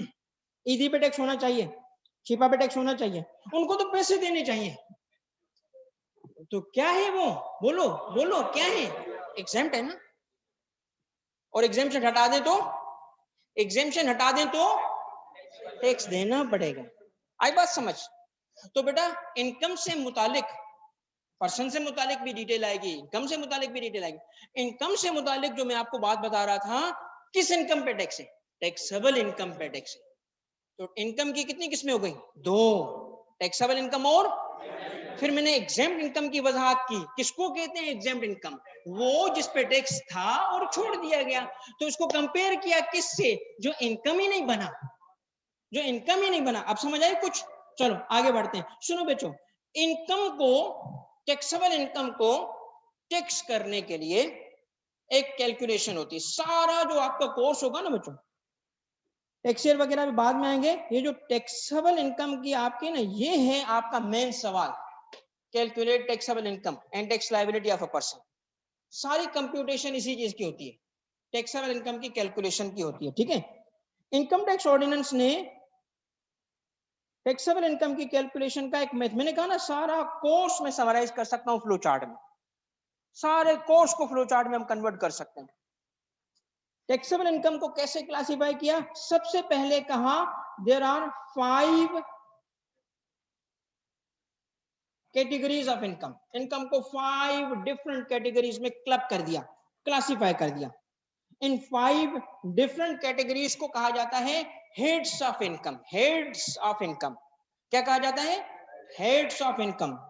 हेड्स ऑफ इनकम कितने हैं? हेड्स ऑफ इनकम है 5। सबसे पहला हेड ऑफ इनकम है सैलरी, सैलरी एम्प्लॉयमेंट इनकम। ठीक हो गया। दूसरा है income from property, income from property. तीसरा है इनकम फ्रॉम बिजनेस। फोर्थ है कैपिटल गेन, कैपिटल गेन्स। और आखिरी है इनकम फ्रॉम अदर सोर्सेस। ठीक है, salary, income from property, income from business, capital gain और इनकम फ्रॉम अदर सोर्सेस। अब कोई इनकम कहां जाएगी, क्लासिफाई कैसे होगी, this is one of the task जो आपको परफॉर्म करना होता है। जब आप कंप्यूटेशन करोगे, एग्जामिनर नहीं बताता और पेपर डिजिटल भी नहीं होता, सॉरी, ये नहीं है कि उसको कहो हाँ जी कंप्यूटर जी बताओ ये किधर जाएगा, वो खुद ब खुद उड़ के उधर जाए। तो आपको ये चीज खुद याद करनी पड़ती है जो आसान है, क्या कि कौन सी इनकम की कुछ मिसालें बताएं। जैसे किसी ने कहा जी बिजनेस, किसी ने कहा सैलरी, और बताओ रेंट, किसका, कौन सी प्रॉपर्टी, कौन सी, नेचर, मूवेबल या, इस हद तक इनकम टैक्स ऑर्डिनेंस जाएगा। रेंट कौन सा, मूवेबल प्रॉपर्टी का income from business, immovable property का इनकम फ्रॉम प्रॉपर्टी, ऐसे होगा। तो आपको स्पेसिफाई, और बताओ, और शेयर्स की प्राइस या गेन, शेयर का डिस्पोजल या dividend, dividend income from other sources, disposal gain capital gain. Investment पे क्या आता है, कोई इनकम तो बताओ, इन्वेस्टमेंट इनकम थोड़ी है, इन्वेस्टमेंट पे रिटर्न क्या है, क्या, interest, other sources, income from other. और अगर आपका काम ही इंटरेस्ट इनकम कमाना है तो business. This is how we classify. मगर ये सारी क्लासिफिकेशन आपने और मैंने नहीं करनी, ये क्लासिफिकेशन इनकम टैक्स ऑर्डिनेंस ने कर दी। इनकम टैक्स ऑर्डिनेंस ने फर्स्ट 4 हेड्स की क्लासिफिकेशन वाटर टाइट कंपार्टमेंट्स की तरह कर दी कि खुद बता दिया कि सैलरी में ये होगा, सैलरी में क्या होगा, एम्प्लॉयमेंट इनकम, प्रॉपर्टी में क्या होगा, रेंट फ्रॉम इमूवेबल प्रॉपर्टी। अभी लिखे नहीं बेटा, ये सारा कोर्स है, अभी लिखने की जरूरत नहीं इस चीज को। बिजनेस क्या होगा, profits and gains of any business, capital asset और सिक्योरिटीज की डिस्पोजल पे गेन, कैपिटल गेन में, और जो बच गया वो किधर, इधर। तो फर्स्ट 4 हेड्स की इनकम खुद इनकम टैक्स ऑर्डिनेंस ने बता दी, बता दी। अब ये आपको एक और बात बता दूं, आपके एग्जामिनर की ये रिक्वायरमेंट नहीं है कि सेक्शन के नंबर आपको याद हो, और आप उसकी रेफरेंसिंग भी देके आए कि according to section 37, according to section 37A, according to this section, that section. ये जरूरत नहीं है, आपको सिर्फ कॉन्सेप्ट और कैलकुलेशन पे वो एग्जामिन करेगा। थ्योरी होगी तो कॉन्सेप्ट पे करेगा, और कंप्यूटेशन होगी तो कंप्यूटेशन। सेक्शंस मैं बार बार रेफर करता हूं, करता रहूंगा, ताकि आप लॉ पढ़ रहे हो, ठीक है। मगर ये नहीं है कि आपने भी ये याद करना है। हाँ अगर, ये हमेशा मैं कहता हूं, हाँ अगर कुछ सेक्शन के नंबर याद हो जाए तो भूलने की कोशिश नहीं करना, नहीं मैंने तो नहीं याद करना। अगर अच्छा याद हो गए तो ठीक है ना, तो ठीक है बेनिफिट लो, मगर एक काम नहीं करना, पाकिस्तानी नहीं बनना कि अपनी मर्जी के सेक्शन लिख के आओ। उसको क्या पता एग्जामिनर को, यार लिख के आओ अकॉर्डिंग टू सेक्शन 538। इनका वो कहेगा ये किस कानून किधर से आया यार, सेक्शन ही नहीं है 500। ठीक है बेटा, हाँ बेटा मैं बताता हूँ सुने। तो सेक्शन, सुनो बेटा, सेक्शन मैं अभी आपको कॉन्सेप्ट बना रहा हूं ना, अभी तो ये कॉन्सेप्चुअल डिस्कशन चल रहा है, अभी तो बिल्डिंग बन रही है, अभी तो दीवार बनाने के लिए रेती बजरी और ब्रिक्स ला रहे हैं, अभी तो बिल्डिंग बनेगी, ठीक है। तो सैलरी में कौन सी इनकम होगी, सेक्शन 12 सब सेक्शन 2 उसको डिफाइन करता है, कहता है जी ये है सैलरी, और उसमें उसने एक ही लंबी सी लिस्ट दे दी अमाउंट्स की। मगर सब अमाउंट्स को हमने जब देखा, पता चला एम्प्लॉयर एम्प्लॉई रिलेशनशिप में मिलने वाले अमाउंट और बेनिफिट्स हैं ये सारे। तो नाम याद करने की जरूरत ही नहीं है, बस एक चीज याद रख लो, अमाउंट या बेनिफिट किसको मिला, एम्प्लॉय को। कहां से मिला, क्यों मिला, एम्प्लॉयमेंट की वजह से मिला, एम्प्लॉयमेंट की वजह से मिला। अब सुनो एक मजे की बात, एक एम्प्लॉयर है, उस एम्प्लॉयर ने 80 लाख की गाड़ी अपने एम्प्लॉय को दे दी, बेनिफिट तुम्हारी हुई, फिर भी एम्प्लॉय की सैलरी में नहीं गई, बताओ क्यों। नो नो नो नो, उसका बेटा था, वो एम्प्लॉय को नहीं दी गई थी, वो बेटे को दी गई थी, क्योंकि एम्प्लॉयर ने दी किसको। मैंने अगला सवाल क्यों पूछा, क्यों, एम्प्लॉयमेंट की वजह से मिले, ये एम्प्लॉयमेंट की वजह से थोड़ी मिली। रिलेशनशिप किसका? एम्प्लॉयर एम्प्लॉई है, कॉन्ट्रैक्ट साइन है, हाँ जी अब्बा जी मेरे एम्प्लॉयर है। वो अब्बा जी के लिए एक जुमला नहीं बोल सकता जो हर एम्प्लॉयर के लिए बोला जाता है, बॉस के लिए बोला जाता है। बॉस के लिए मैं बताऊं बेहतरीन जुमला, कमाल का जुमला है, जो मैं सोचता हूं कि मेरे लिए कोई ना बोले, मेरा सबऑर्डिनेट ना बोले। कहते हैं कि बॉस एक ही हालत में अच्छा लगता है और वो है मुर्दा। ठीक है, तो वो अपने अब्बा के लिए नहीं बोलता है, उसका अब्बा इसका बॉस, साइन क्या हुआ कॉन्ट्रैक्ट है। मगर मगर वो एम्प्लॉयमेंट की वजह से पैसे नहीं मिले, एम्प्लॉयमेंट की। तो सिर्फ कब सैलरी बनेगा बताओ बेटा? जब एम्प्लॉय रिसीव करे किससे? एम्प्लॉयर से, और एम्प्लॉयमेंट की वजह ये सैलरी बनेगा। कहां लिखा है? Section 12, section 12। फिर आते हैं इनकम फ्रॉम प्रॉपर्टी, सेक्शन 15। वो कहता है रेंट, रेंट, सिर्फ रेंट, रेंट। फिर रेंट को डिफाइन करता है, दो चीजें ऐसी रेंट में डाल देता है जो है ही नहीं। मसलन फोरफीटेड डिपॉजिट। फोरफीटेड डिपॉजिट क्या होता है? मैं एक शॉप खरीदने गया, शॉप उसने क्या जी, बयाना दो, टोकन। मैं कहा ये ले 50,000 रुपए, ये बयाना तेरा। अगले दिन पता चला यार वो तो उस एरिया में तो भाई पीछे सिर्फ वो चलते हैं जी, गरीबों का मिस्किनों का भाई है। तो मैं तो डर गया, मैंने कहा ये शॉप तो गई। तो फिर मैंने उसको फोन किया, यार पैसे वापस कर दे। तो उसने क्या कहा? गए बेटा। क्यों? क्योंकि फोरफीटेड डिपॉजिट है ही ये, बयाना वापस आपने डिफॉल्ट किया, गए पैसे। तो जो रेसिपिएंट था बयाने का, उसके लिए क्या बन गया ये? इनकम। कौन सी? Income from property. खुद बोलता है रेंट को टैक्स करूंगा, मगर रेंट को डिफाइन कैसे कर दिया? अजीब तरीके से। मैंने कहा था ना, इनकम और डीम्ड इनकम। क्या हकीकत में ये रेंट है? नहीं है, इसको रेंट बनाया गया। किसने बनाया? अच्छा मजे की बात सुनो, और ये सारा बेटा गुफ्तगू आज ऑनलाइन वाले सुन लो तुम भी। ये जो गुफ्तगू आज हो रही है, ये हम कॉन्सेप्ट बनाने के लिए बेस डाल रहे हैं। हमें अंदाजा, फील दे रहा हूं, फील, फील कि यार ये आएगा क्या इस कोर्स में, इंटरेस्टिंग है, बोरिंग नहीं है। सुनो एक सेकंड बेटा, थोड़ा सा रन थ्रू दे दूं, फिर सवाल कर लो। अब आता है जी क्या? Income from property, rent. Rent में एक तो एक्चुअल रेंट आया, एक अजीब सा रेंट आ गया, फोरफीटेड डिपॉजिट। अच्छा एक मजे की बात, जब हम रेंट पे जाते हैं, आप में से होंगे कुछ जो रेंट पे होंगे, तो शुरू में कोई अमाउंट लिया जाता है, लिया जाता है, what do we call it? Advance, security, उसके मुख्तलिफ नाम होंगे। क्या ये रेंट के अगेंस्ट एडजस्टेबल होता है? होता है? लिख के दिखाओ, आप लिख के दिखाओ। इन केस ऑफ डिफॉल्ट, यार बड़ा अच्छा यार तुम लोगों का लैंडलॉर्ड है यार। ये वो अमाउंट होता है जो सिक्योरिटी डिपॉजिट आखिरी टाइम के लिए रखा जाता है। आप पहले महीने में आप जाते हो रेंट पे, उसको बोलो पैसे नहीं है मेरे, उससे एडजस्ट कर लो, कहते पागल है, ये तो सिक्योरिटी डिपॉजिट है। वो नहीं एडजस्ट करता, वो एडजस्ट करता है एंड पे। एंड पे जब आखिर में आप जा रहे होंगे ना, तो वो आके चेक करेगा, दीवार तो ठीक है, गिराई तो नहीं इसने, जाते वक्त दीवार दरवाजा तो नहीं तोड़ दिया मेरा।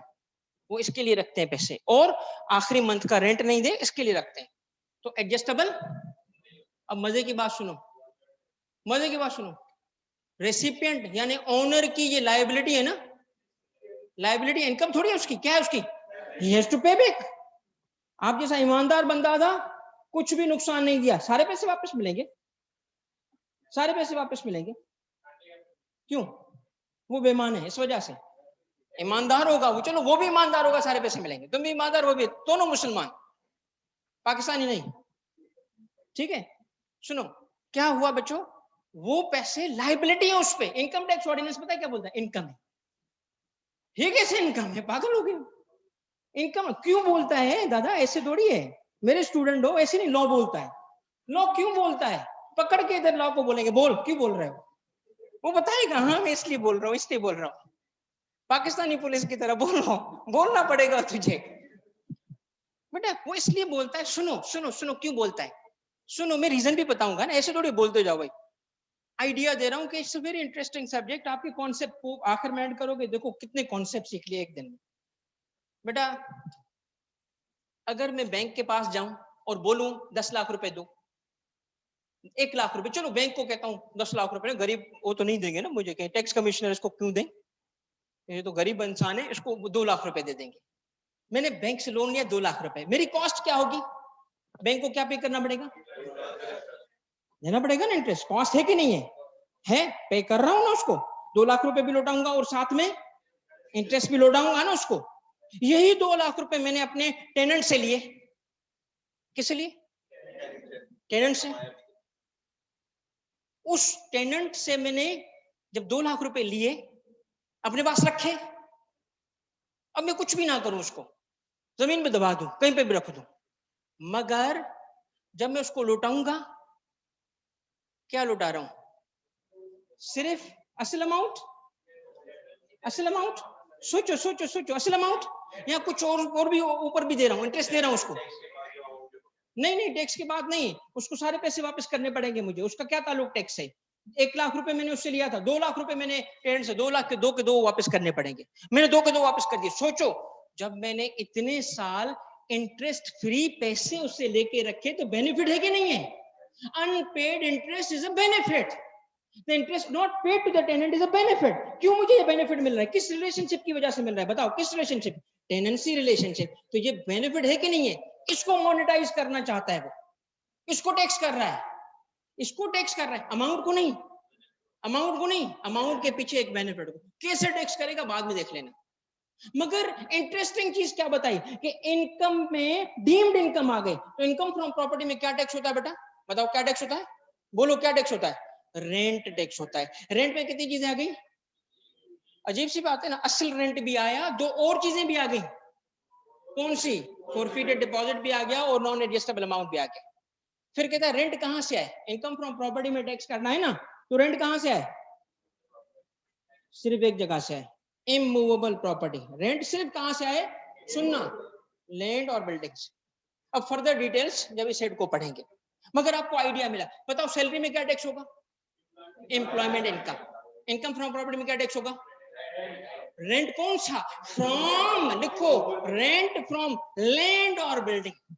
कुछ और भी डिटेल्स हैं, अभी बता दूंगा तो उस वक्त क्या करेंगे, तो अभी थोड़ा सा कम बता रहा हूं। रेंट फ्रॉम, बोलो बच्चों, रेंट फ्रॉम, तीसरा हेड क्या है, इनकम फ्रॉम, इसमें बिजनेस एसेट्स आएंगी, कोई सा भी बिजनेस हो उसके प्रॉफिट्स एंड गेन्स आएंगे, प्रॉफिट्स जो कमा रहे हैं उसको रेवेन्यू आएगा। तीसरा क्या है, क्या है, कैपिटल गेन, इसमें कैपिटल एसेट्स होंगे, कैपिटल एसेट। अब कैपिटल एसेट किसको कहते हैं, नहीं नहीं नहीं, डेप्रिशिएबल एसेट को नहीं कहते, डेप्रिशिएबल एसेट और इंटेंजिबल बिजनेस में चला गया, इसके अलावा सिक्योरिटीज, शेयर्स, कुछ और डिफाइन होगा, कैपिटल एसेट डिफाइन होगा, वहां उसकी सेल पे, सेल पे। अब सुनो एक बात, मेरे पास शेयर्स थे, मेरे पास कोई कैपिटल एसेट था, ठीक है, शेयर्स है फॉर एग्जांपल, रोज में गूगल से पूछता हूं, बता गूगल क्या प्राइस है इसकी, बढ़ रही है, खुश हो रहा हूं, रोज उसके देखता हूं, वाह वाह दुआ, और बेहतर और बेहतर। ईयर एंड हो जाता है, 1 लाख रुपए के मैंने शेयर्स लिए थे, 3 लाख के हो चुके, कितना गेन है, टैक्स दूं, टैक्स दूं, नहीं दूंगा, पागल हो गया, अनरियलाइज्ड गेन है या रियलाइज्ड गेन है, तो कब टैक्स लगेगा, ओएलएक्स तो करो पहले, बेचो पहले, सेल हो, तो इसका मतलब है कि 2 किस्म के गेन हैं, कौन से, रियलाइज्ड गेन और टैक्स किस पे लगता है, इनकम तो हो, ठीक है, अनरियलाइज्ड गेन पर टैक्स नहीं होगा, ये होगा कैपिटल गेन। और इस तरह सेक्शन 12, 15, 18, 37, 37A, ये सारे 4 हेड्स की डिटेल खुद बताते हैं, कहते हैं ये है वो इनकम जो इन 4 हेड्स में होगी।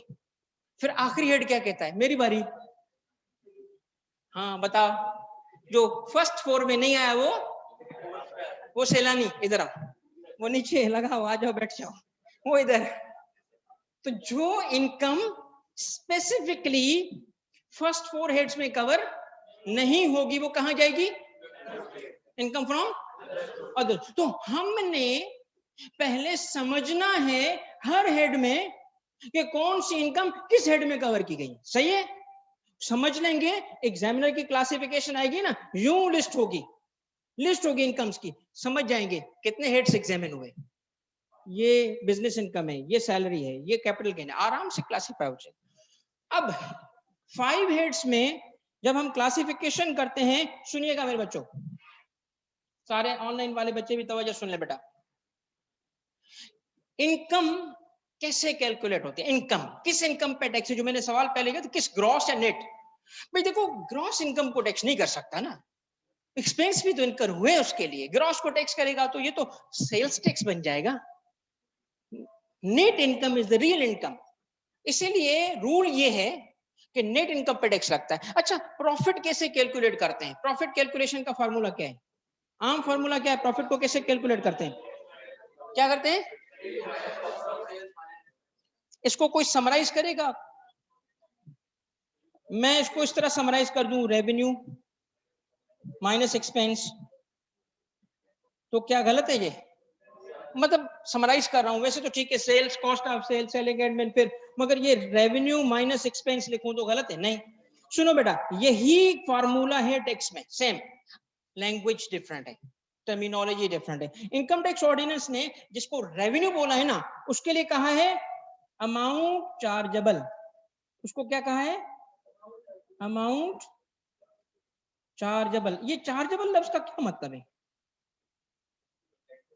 Taxable, charge of tax, charge create करना। चार्ज का मतलब क्या है? टैक्स लगाना। ठीक है, तो इनमें सबसे पहला अमाउंट, अब थोड़ा सा आपको तवज्जो करनी पड़ेगी सबको, क्योंकि अभी जो बताने वाला हूं ये बनेगा एक तावीज, जो आपके लिए बाबा तारिक तुमने बना रहा है और तुमने अपने घर में ये दीवार पे लटका लेना है, फिर देखना क्या टैक्स की बहारें आ रही हैं। ठीक है, पहला क्या है? अमाउंट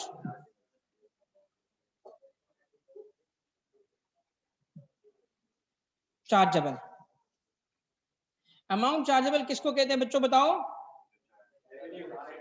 आम लफ्ज में ये इनकम को बोले तो income, amount chargeable means income, revenue, जो उसकी रिसीट्स होंगी। भाई अमाउंट चार्जेबल सैलरी में क्या होगा? सैलरी, एम्प्लॉयमेंट की रिसीट्स। भाई amount chargeable income from property में क्या होगा? रेंट। अच्छा, ये amount chargeable income from business में क्या होगा? जी रेवेन्यू। समझ लो। अब सुनो बच्चों, इससे लेस करते हैं डिडक्शंस अलाउड।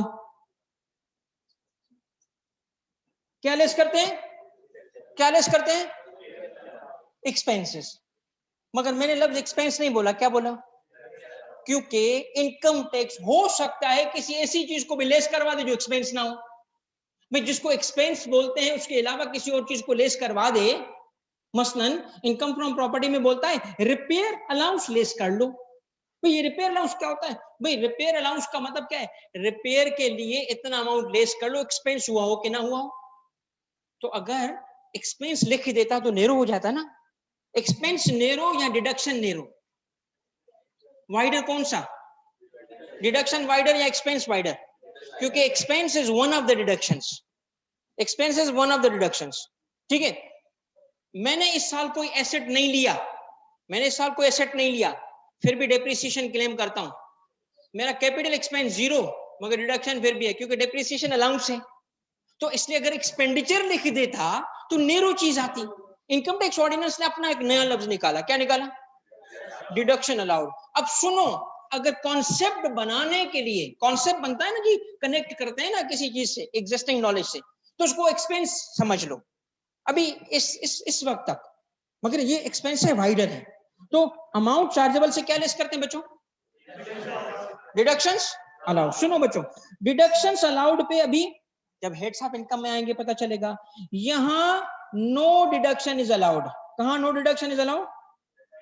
सैलरी में नो डिडक्शन। प्रॉपर्टी में थोड़ी सी वजाहत होगी, कुछ गुफ्तगू आगे चल के जब पहुंचेंगी तो हम करेंगे। इसी तरीके से बाकी जगह पे देखो डिडक्शन अलाउड। कहां डिडक्शन नॉट अलाउड? इसका मतलब क्या हुआ? क्या मतलब हुआ जी? सारी सैलरी टैक्स हो जाएगी, जो कमाया टैक्स। तो मैंने कमाने के लिए जो एक्सपेंस इनकर किया वो, भाई घर से निकला, तावीज हाथ में लिया, या पानी पे वो बीवी ने कुछ फूंक के दिया, ऑफिस पहुंच गया, या कोई खर्चा करके मैं गया, बताओ कौन सा खर्चा? Fuel expense, transportation expense. अच्छा जी, कुछ और भी एक्सपेंसेस होते हैं, ऐसे ही सैलरी नहीं होती। आपका डे टू डे का जो पूरा खर्चा होता है वो किस लिए है जी? खाना पीना, ये भी तो सैलरी के लिए है। कहता कोई डिडक्शन नहीं मिलेगी, चल बेटा सारी इनकम पे टैक्स दे। अब सोचो, सैलरी कमाने वाला बंदा कोई अमीर होता है? हो भी सकता है, very few, but vast majority, vast majority, vast majority. तो ये तो अजीब टैक्सेशन नहीं है, अजीब टैक्सेशन, गलत बात है, टोटली गलत बात है। सैलरीड पर्सन को कहता है सारी इनकम पे टैक्स लगेगा तुम्हारी, सारी इनकम पे टैक्स कर रहा है ना, एक्सपेंस तो दे ही नहीं रहा, उसको अलाउ ही नहीं कर रहा। अब सुनो मेरे बच्चों, सुनो सुनो सुनो, मैं इसकी लॉजिक, वो जो क्यों है ना, क्यों वो आ रहा है, क्यों डिडक्शन नहीं कर रहा, वजह क्या है? सुनो बेटा, सबसे बड़ा टैक्स पेयर का नंबर क्या बताओ?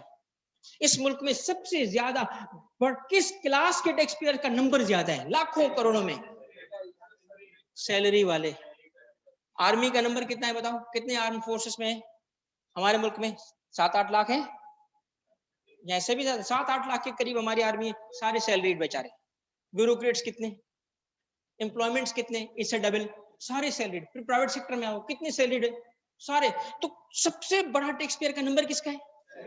ओके, ये लोग जब टैक्स की कैलकुलेशन का टाइम आएगा, ईयर गुजरता है, ईयर टैक्स ईयर जो होता है ना, जुलाई टू जून को कहते हैं, डिटेल बाद में आएगी।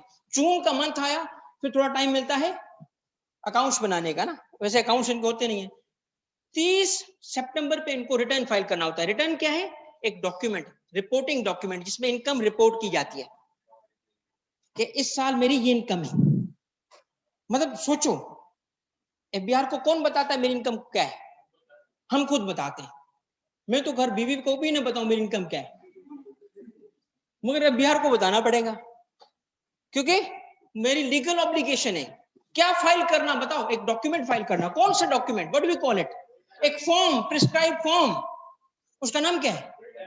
उसमें हम क्या लिखते हैं?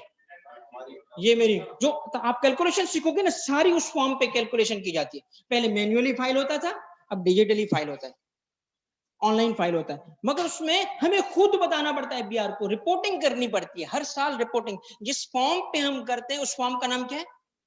कितनी दफा फाइल होता है? एक दफा। कब फाइल होता है? साल के बाद, ईयर एंड के बाद। ये गुजरेगा तो बताऊंगा ना कि क्या हुआ।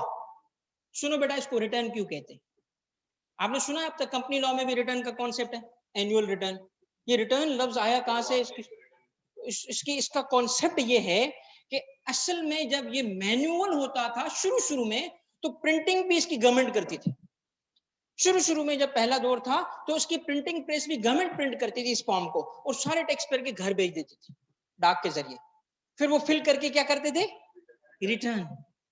तो इस फॉर्म का कोई नंबर होता था, जैसे IT 001, IT 001, ST 008, इसके नंबर होते थे ना, कोड नंबर होते थे। तो टैक्स ऑफिस में बात होती थी, भाई IT 001 रिटर्न हुआ, IT 001 रिटर्न हुआ, इससे उस पर नाम क्या पड़ गया? रिटर्न। उस पर नाउन बन गया। रिटर्न का मतलब एक ऐसा फॉर्म है जिसपे हम रिपोर्टिंग करें, इट्स अ प्रिस्क्राइब फॉर्म। तो हम जब बात करेंगे टैक्स रिटर्न, सेल्स टैक्स में भी रिटर्न है। सुन लो बच्चों, सेल्स टैक्स में मंथली रिटर्न फाइल होता है। सेल्स टैक्स में month is a tax period, income tax में year is a tax period. तो सेल्स टैक्स में 12 साल में रिटर्न्स, एक साल में 12 दफा, और इनकम टैक्स में एक दफा। तो एक दफा इनकम टैक्स का जब रिटर्न फाइल होता है, उसमें वो पर्सन ये कैलकुलेशन शो करता है, उसकी कैलकुलेशन शो करता है। अब सुनो मेरे बच्चों, सबसे ज्यादा नंबर जिन टैक्स पेयर्स का है, उनके लिए आसानी की जाए या ना की जाए? उनके लिए कैलकुलेशन सिंपल रखें या मुश्किल रखें? कहा गया ले खुश हो जा, इतने लाखों करोड़ों जो टैक्स पेयर्स हो, तुम्हारे लिए हम ये करते हैं कि कैलकुलेशन सिंपल। सर कैसे? Deduction disallowed. नहीं, ये तो नहीं चाहिए, मुश्किल कर दो यार, जिंदगी मुश्किल करो बट नुकसान तो ना दो। उन्होंने कहा नहीं नहीं नहीं, थोड़ा रुको, अब सुनना मेरी बात। आप लोग सुनो मेरे बच्चों, जब टैक्स रेट देखोगे ना, अभी से एक आपको क्यों का जवाब दे रहा हूं कि वहां 2 टेबल गिवन है। रेट के कितने टेबल हैं बेटा? 2। एक सैलरीड पर्सन का, एक नॉन सैलरीड पर्सन का। सैलरीड के रेट कम है, नॉन सैलरीड के रेट ज्यादा है। अब बताओ सैलरीड के रेट कम क्यों है? क्योंकि उसको, ये है उसका रीजन। कहा गया सिंपल कैलकुलेशन करवाओ मगर नुकसान तो ना दो ना, तो कंपनसेट कहां किया? रेट कम करके। सैलरीड के रेट्स कम है तो नुकसान नहीं है, फायदा है। रिडक्शंस ना दे के कुशन कहां दिया? रेट कम। तो दो किस्म के टेबल होंगे। जब भी टैक्स कैलकुलेट करोगे ना, पहले बंदे से पूछोगे हो कौन? बंदा नहीं, नहीं कौन सा इंसान, नहीं सैलरीड या, तो सैलरीड पे ये सैलरीड किसको कहते हैं, नॉन सैलरीड कहते हैं, ये भी आप सीखोगे आगे चल। ठीक है, डिडक्शंस ना मिलने में अब कोई डर है, नुकसान है? नहीं, अब टेंशन नहीं है, अब टेंशन नहीं है। क्योंकि बेटा आगे चलते हैं, सुने नेक्स्ट स्टेप क्या होगा। जब हमने पहला स्टेप कैलकुलेशन का, सारे बच्चे सुन ले, ऑनलाइन वाले सारे बेटा, पहला स्टेप क्या है? जब भी मैं रिपीट कराऊंगा, बार बार रिवाइज करवाऊंगा, मदरसे का माहौल आना चाहिए, फील आनी चाहिए कि फर्स्ट अमाउंट क्या है, अमाउंट चार्जेबल। क्या लेस होता है इससे? Deductions allowed. अब जो अमाउंट मिलेगा वो प्रॉफिट का होगा। इनकम टैक्स में हम उसको कहते हैं इनकम अंडर द हेड। ये है स्टेज 1। ये जो गेम होती है ना, गेम, उसका पहला पड़ाव पार हो गया। ये पहला पड़ाव है इसका, जिसमें आपने लेस कर लिया अमाउंट्स को, आप पहले पड़ाव पे पहुंच गए। स्टेज 1, जब हम टैक्सेबल इनकम कैलकुलेट करेंगे, बेटा क्या कैलकुलेट करेंगे? तो स्टेज 1 क्या है, क्या कैलकुलेट करना बताओ? अमाउंट, नो, क्या कैलकुलेट करना? Income under the head. हमारे कैलकुलेशन का फर्स्ट स्टेप क्या है? स्टेज क्या है? Income under the. ये कैसे कैलकुलेट होती है? कॉन्सेप्चुअली इसका मतलब है कि मुख्तलिफ किस्म की इनकम्स रखी गई, अलग अलग कैटेगरी की गई। अब मैं आपसे सवाल भी खुद करता हूं, जवाब भी खुद ही देना पड़ेगा, क्योंकि तुम तो पूछ नहीं रहे। जो पूछ रहा है उसको मैं जवाब दे ही नहीं रहा, चुप करो सवाल। ओके, अब सुनो बेटा, आखिर 5 डिफरेंट हेड्स क्यों? Why 5? Why not 6? Why not 7? 911, 911, 911, सुना है कभी? 911, 911।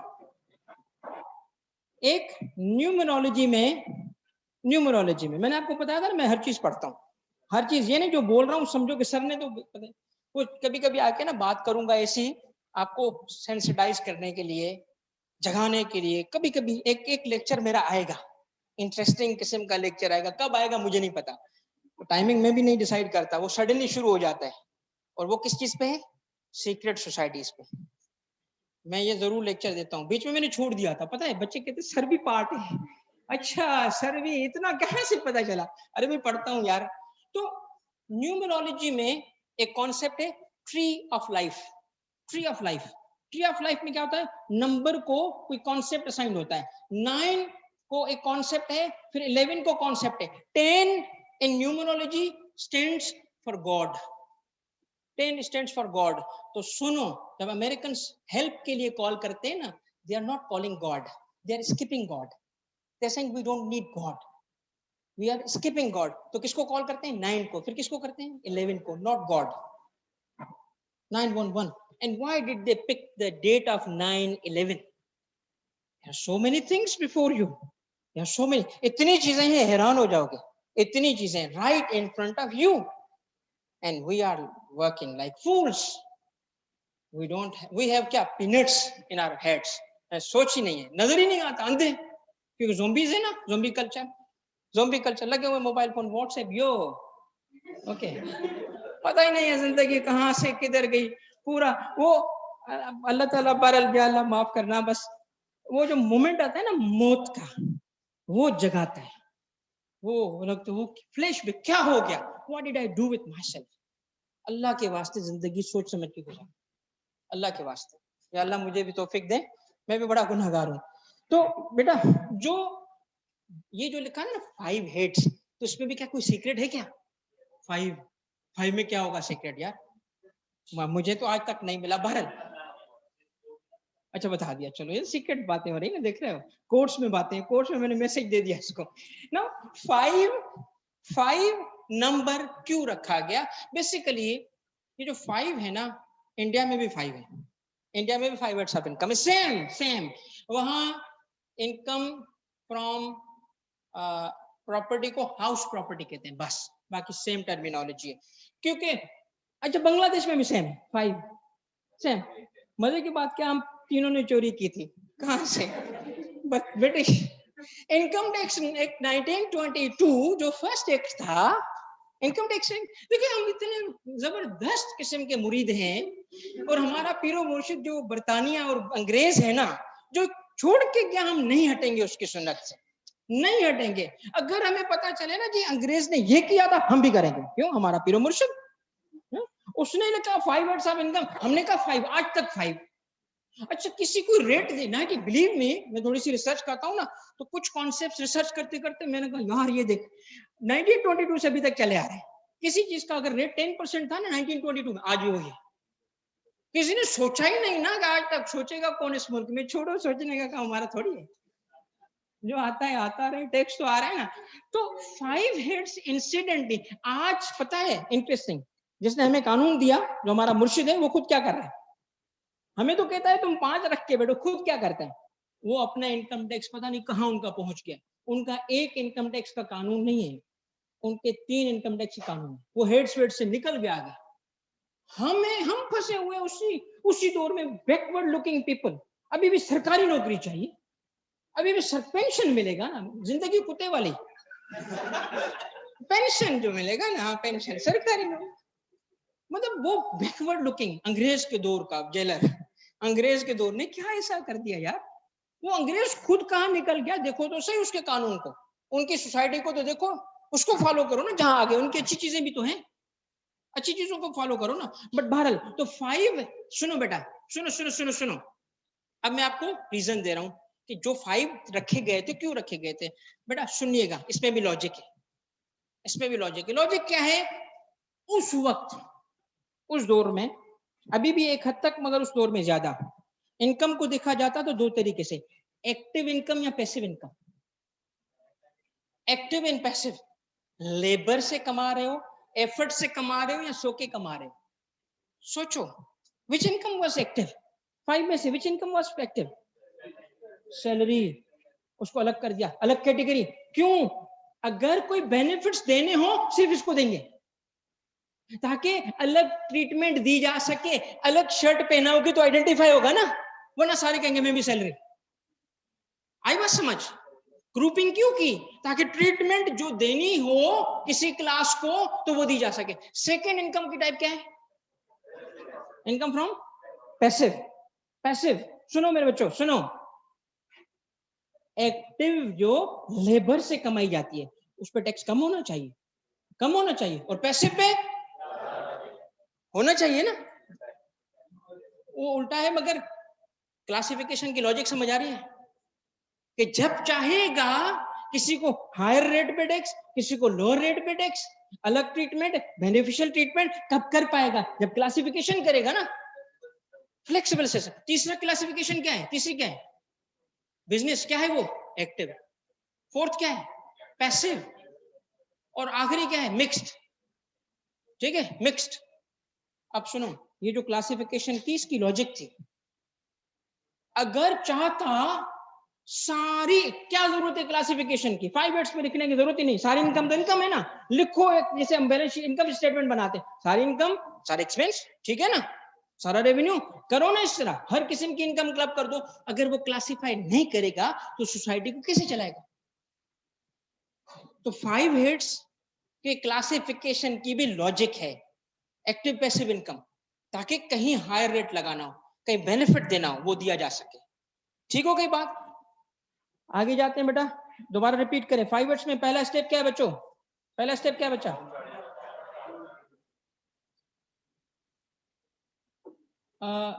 बरीका बेटा, अभी मैंने कैपिटल गेन का कॉन्सेप्ट डिस्कस नहीं किया। कैपिटल गेन मैंने सिर्फ आपको आइडिया दिया अभी तक, ठीक है।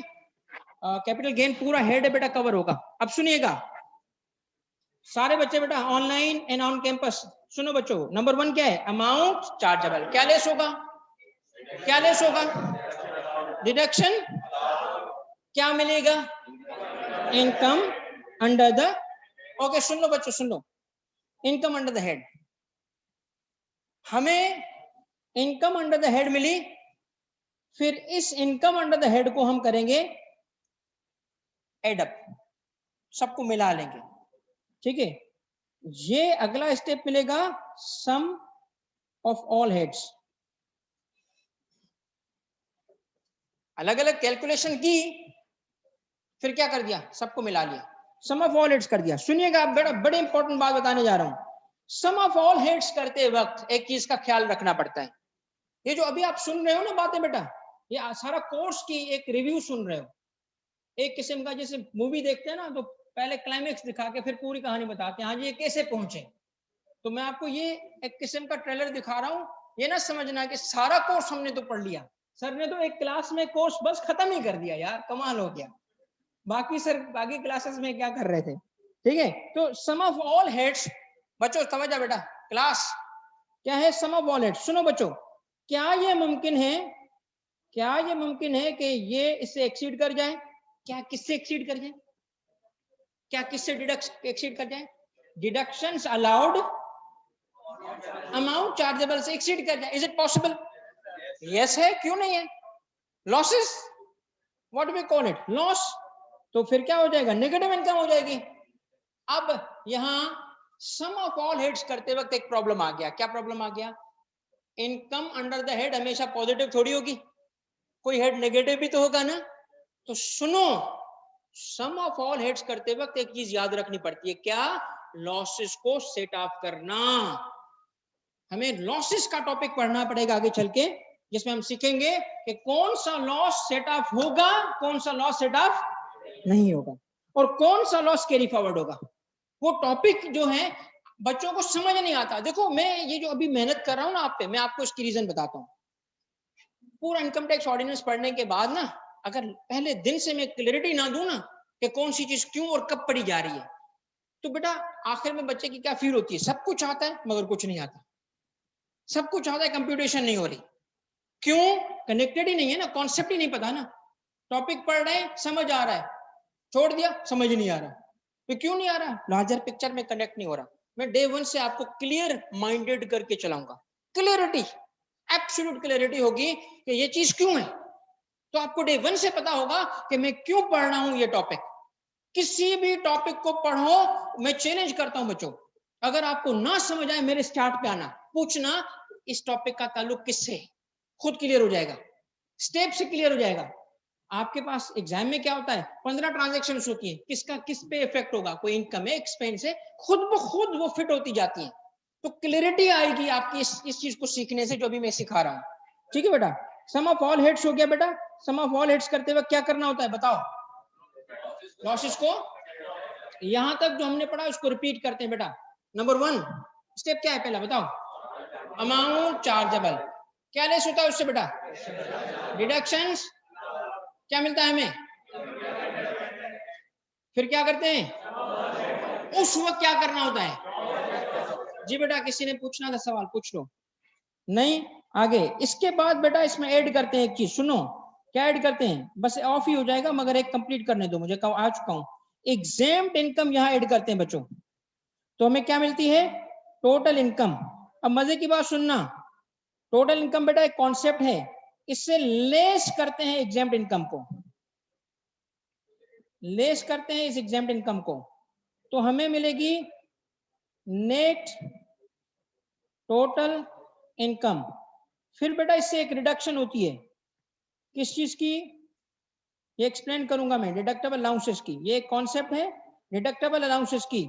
ये लेस हो गया तो हमें मिलता है वो अमाउंट जिसकी हम अभी तक कैलकुलेशन सीखने की कोशिश कर रहे थे, ये है टैक्सेबल इनकम। इस तरह कैलकुलेट होती है।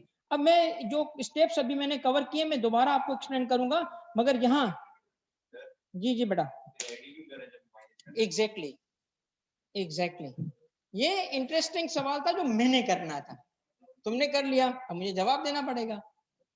बेटा ऑब्वियस सा सवाल ये है कि जब लेस ही करना था तो ऐड क्यों किया? तो सुनो इस पे कहानी। एक टेक्स्ट स्टोरी है, टेक्स्ट की स्टोरीज, टेक्स्ट स्टोरी। एक स्टोरी सुनो इसकी। टेक्स्ट ऑफिस में काम करने का यही तो फायदा है, सारी स्टोरीज पता है, सेक्शन आया, क्यों आया, कब आया, किस लिए आया, वो किताबों में थोड़ी लिखा होता है। अच्छा बेटा सुने ये बात, सारे लास्ट रोज भी सुन ले बेटा। अब मैं किसको एक्सप्लेन कर रहा हूं? एग्जैम्प्ट इनकम ऐड की जाती है। बताओ कहां ऐड की जाती है? सम ऑफ ऑल एड्स में। फिर एग्जैम्प्ट इनकम को लेस किया जाता है। कहां से लेस किया जाता है? तो एग्जैम्प्ट इनकम को ऐड किया, फिर लेस किया, टोटल इनकम निकालने के लिए ऐड किया, फिर लेस किया, टैक्सेबल इनकम निकालने के लिए लेस किया, क्योंकि एग्जैम्प्ट इनकम एग्जैम्प्ट ही नहीं रहेगी अगर टैक्स कर देंगे तो उसको लेस तो करना था उसको। सवाल लेस करने पे नहीं है, एतराज लेस करने पे नहीं है, लेस तो करना है उसको क्योंकि एग्जैम्प्ट है, वरना तो टैक्स लग जाए। सवाल किस, एतराज किस पे? ऐड क्यों किया?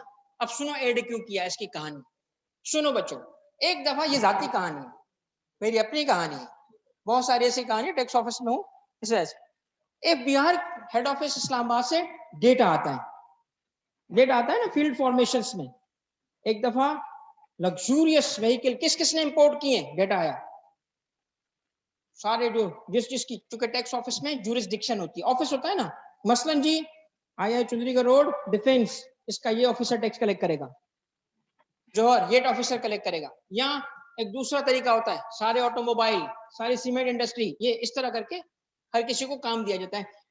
तो डेटा आया लग्जूरियस व्हीकल किस किसने इंपोर्ट किए, सबको बांट गया, जिस जिसका काम था उसको। तो मेरे पैसे में भी काम आया, कुछ ऐसे टैक्स पेयर भी थे जो मेरी ज्यूरिसडिक्शन में थे।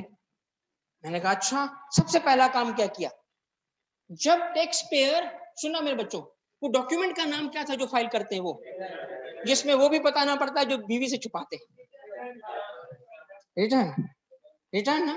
सुनो बच्चों, इस रिटर्न के साथ ये इनकम स्टेटमेंट की तरह है, इनकम स्टेटमेंट के साथ एक और डॉक्यूमेंट होता है, बैलेंस शीट। तो इसी तरीके का एक डॉक्यूमेंट रिटर्न के साथ भी होता है, बैलेंस शीट, बैलेंस शीट, मगर उसको कहते हैं वेल्थ स्टेटमेंट।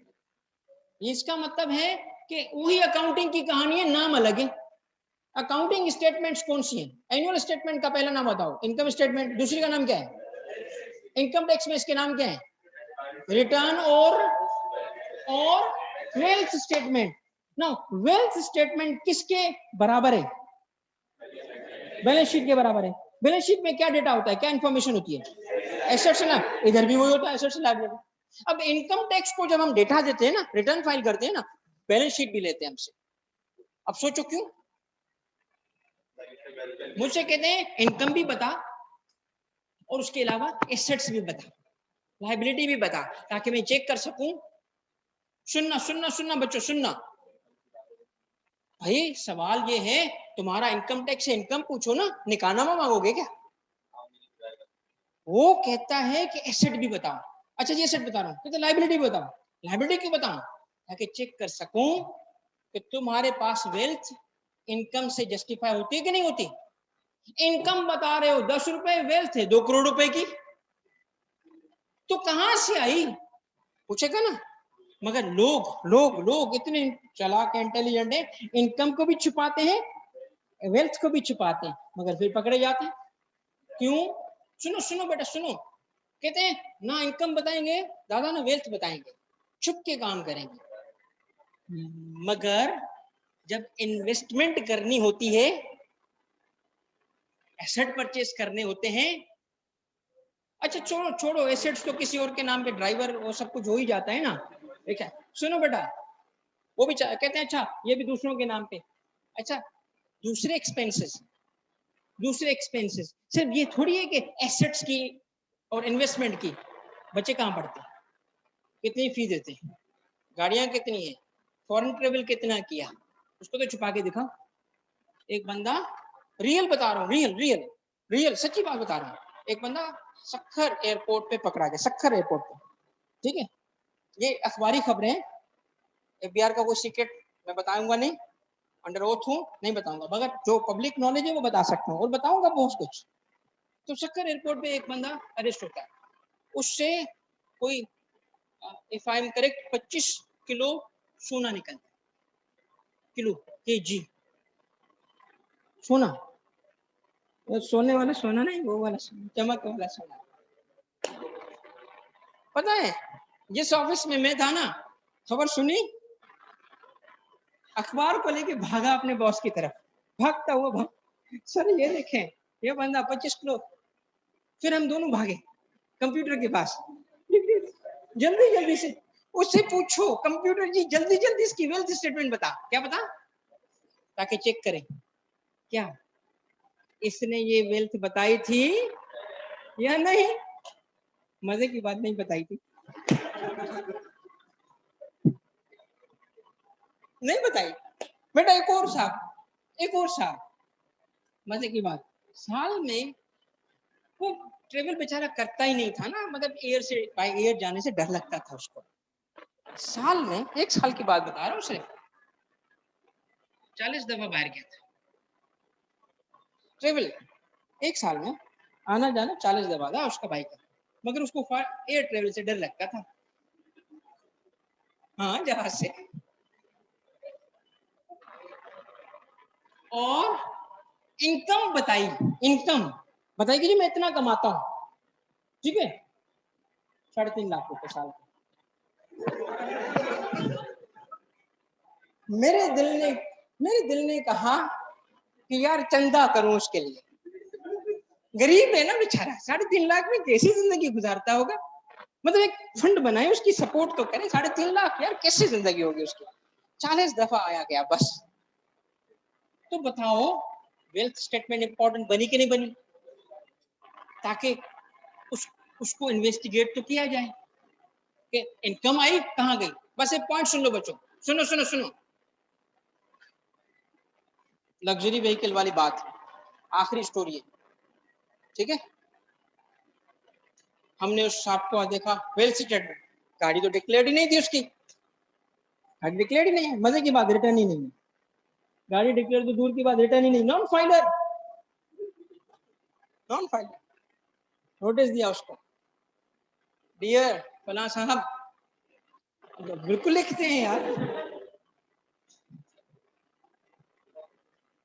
कभी भी एक राज की बात बता रहा हूँ, राज की, आप फर्म में जाते हो उसके बाद टैक्स वालों से वास्ता पड़ेगा, ठीक है ना, हमेशा जो कमाएगा उसका टैक्स से वास्ता पड़ेगा।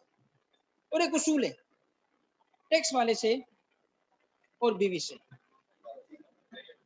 डरना नहीं चाहिए, डरा डरा लगना चाहिए,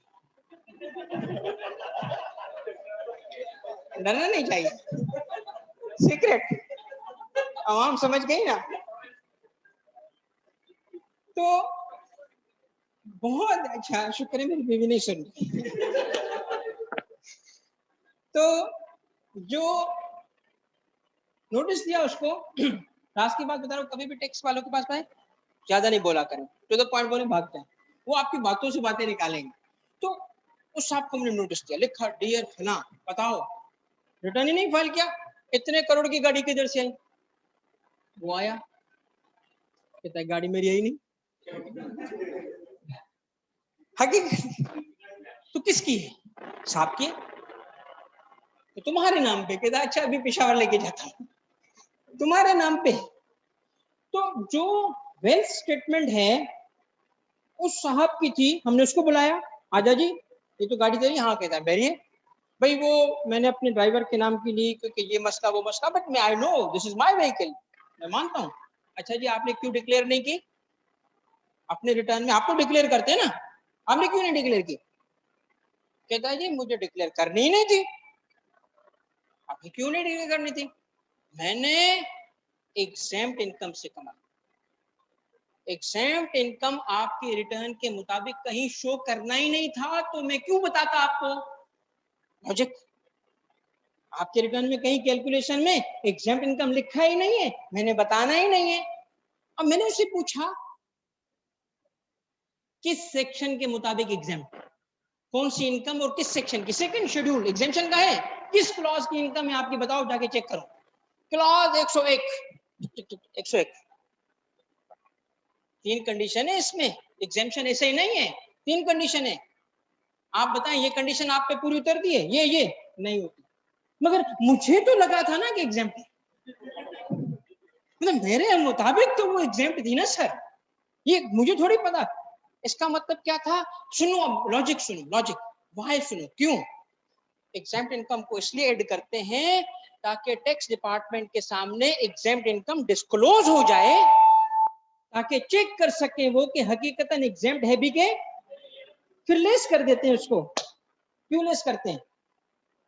ताकि उस पर टैक्स ना लग सके, क्योंकि वो इनकम कौन सी है? समझ आ गया? कुछ टैक्स सीखा आज आपने। ये जो चार्ट है ना आपको याद करना है सारे बच्चों को। ठीक हो गया? चलो भाई, अल्लाह हाफिज। ऑनलाइन के बच्चे बेटा आपके जितने सवाल हैं ऑल योर्स नाउ। कैसा रहा बेटा ऑनलाइन के बच्चे, समझ आया सबको? बेटा ये इर्जा डिडक्शंस की बात बेटा अगली क्लासेस में आएगी, चार्जिंग सेक्शन।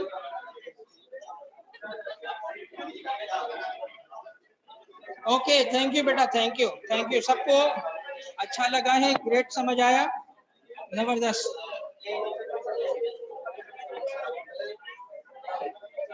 दिमाग खुल गया। अच्छा,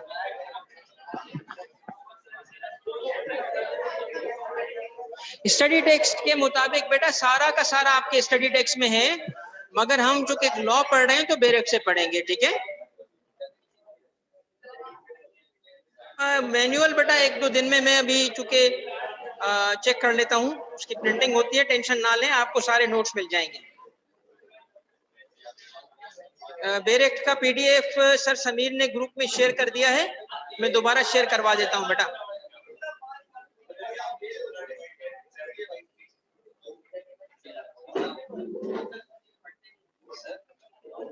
इसको लॉ की तरह क्या मतलब बेटा?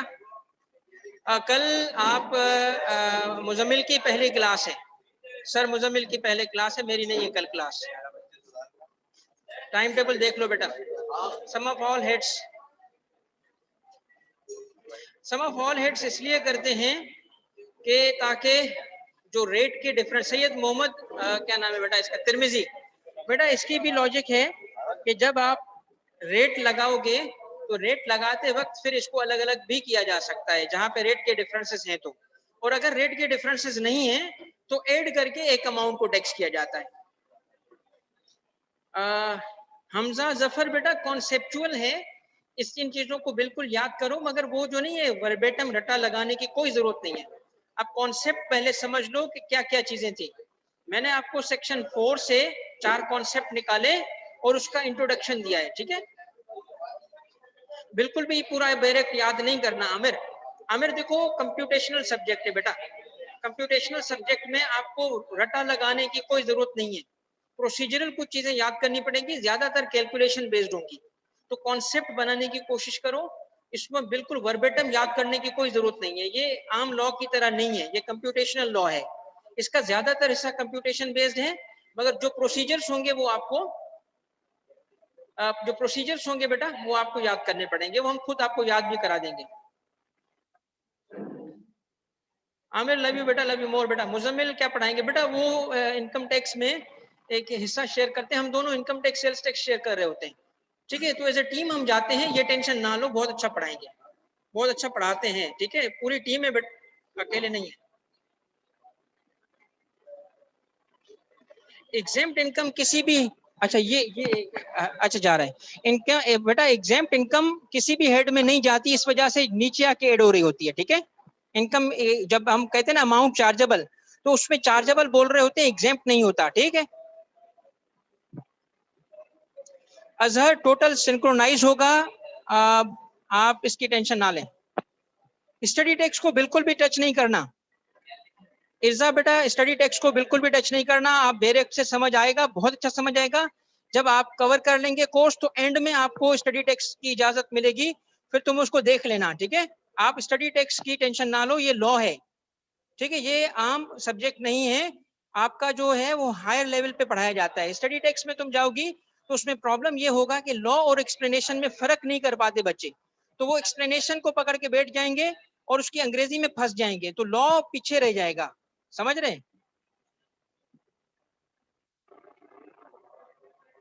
सम ऑफ ऑल हेड्स, ये नवाल ये जो सम ऑफ ऑल हेड्स है, इसमें लॉस डिडक्ट करना या सेट ऑफ करना एक सेपरेट टॉपिक है। आगे चल के आपको बताया जाएगा कि कौन कौन से लॉसेस सेट ऑफ करने हैं, जिसकी इजाजत होगी वो सेट ऑफ हो जाएगा सम ऑफ ऑल हेड्स करते वक्त, और जिसकी इजाजत नहीं होगी अंडर द लॉ वो कैरी फॉरवर्ड हो जाएंगे या लेप्स हो जाएंगे। बरीका चूंकि मैसेजेस ज्यादा हैं तो आप दोबारा करो मैसेज अगर कोई रह गया आपका। मैं अभी आपका मैसेज देख लिया मैंने। वेल्थ स्टेटमेंट में सेविंग्स, देखिए वेल्थ स्टेटमेंट में एसेट्स और लायबिलिटीज होती हैं, ठीक है। एसेट्स जो सेविंग्स होंगी वो किसी न किसी एसेट की फॉर्म में होगी ना बरीका, तो वो आप इसको सेविंग्स कहने के बजाय एसेट्स कहें। तो एसेट्स और लायबिलिटी कहाँ आते हैं? वेल्थ स्टेटमेंट में आते हैं। तो आपके सवाल का जवाब क्या है? क्या सेविंग्स वहां शो होती हैं? होती हैं, क्योंकि सेविंग्स भी तो एसेट में होती हैं। अच्छा, अब ये इर्जा अकाउंटिंग की तरह और टैक्स की तरह, देखो अकाउंटिंग जो रिपोर्टिंग पर्पस के लिए है और अकाउंटिंग टैक्स पर्पस के लिए ज्यादातर एक ही है, मगर कहीं कहीं उसके डिफरेंसेस भी हैं। तो जो टैक्स का लॉस की ट्रीटमेंट है वो अकाउंटिंग से मुख्तलिफ है। आपको रूल्स टैक्स के पढ़ने पड़ेंगे। फॉरफिटेड डिपॉजिट की फर्दर डिटेल्स आएंगी, ये अना कब आएंगी? जब आप इनकम फ्रॉम प्रॉपर्टी पढ़ेंगे। ये तो मैंने आज सिर्फ आपको एक ओवरव्यू दिया है ताकि कॉन्सेप्चुअल आपकी एक तैयारी हो जाए। श्राइन वाली एग्जाम्पल में shrine is not a person, क्योंकि आप जब सेक्शन 80 पढ़ेंगे अगली क्लास में पर्सन की डेफिनेशन में, तो श्राइन को पर्सन नहीं बनाया गया, ठीक है। इस वजह से वो पर्सन नहीं है, इस पे कोई टैक्स नहीं है। मैं अगली क्लास में बेटा आपका जो जो बेसिक कॉन्सेप्ट में पहला पर्सन था, पहला कॉन्सेप्ट था पर्सन, उस पर चला जाऊंगा और उसकी वजाहत करूंगा, और इस तरीके से आहिस्ता आहिस्ता आके सारा। फिर उसके बाद में आज जैसे टैक्सेबल इनकम की मैंने बात की, फिर टैक्स ईयर की बात करूंगा, फिर टैक्स सेट की बात करूंगा, फिर मैं सैलरी पे चला जाऊंगा, और मुजम्मिल जो है वो आपको थोड़ा सा इंट्रोडक्शन देने के बाद फिर वो आपको ले जाएंगे इनकम फ्रॉम प्रॉपर्टी पे। तो हम हेड्स ऑफ इनकम पे चले जाएंगे। सैलरी और इनकम फ्रॉम बिजनेस ये हेड्स ऑफ इनकम है। मैं सैलरी पढ़ाऊंगा, फिर बिजनेस, तो इस तरह हम कवर करेंगे। ट्रस्ट एग्जेम्प्ट होता है, अगर वो ट्रस्ट के नाम पे है श्राइन, तो ट्रस्ट की इनकम एग्जेम्प्ट होती है कुछ कंडीशंस फुलफिल करने के बाद, इस वजह से टैक्स दोबारा उस पे नहीं है। ये जो मैंने इर्जा बात की थी नोटिस वाली, वो ऐसे ही स्टोरी सुनाई थी, ठीक है, कि ये इस तरह करें, तो इसका मतलब ये नहीं है कि ये लॉ में था, एविजन की बात नहीं थी, ठीक है। ये बिल्कुल भी एक फिक्शनल स्टोरी थी, सो दैट कि आपको कॉन्सेप्ट समझ आए। श्राइन पे टैक्स नहीं है, इस वजह से कोई नोटिस नहीं दिया जा सकता। थर्ड शेड्यूल में क्या होता है? डेप्रिसिएशन के रेट्स होते हैं। इनकम टैक्स में डेप्रिसिएशन के रेट्स प्रिस्क्राइब्ड हैं। बिल्डिंग की डेप्रिसिएशन किस रेट पे होगी? 10%। प्लांट मशीनरी की किस रेट पे होगी? इस तरीके से वो रेट्स डिस्क्राइब्ड होते हैं वहां पे, तो वो थर्ड शेड्यूल में होते हैं, ठीक है।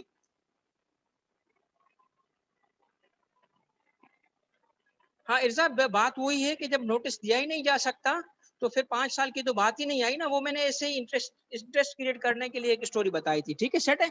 चलो बच्चों, खुश रहो, इंशाल्लाह अगली क्लास में आपसे मुलाकात होती है। सेट है? कोई सवाल तो नहीं रहा आप लोगों का? चलो भाई, खुश रहो। ओके बच्चों, अल्लाह हाफिज, जज़ाकल्लाह।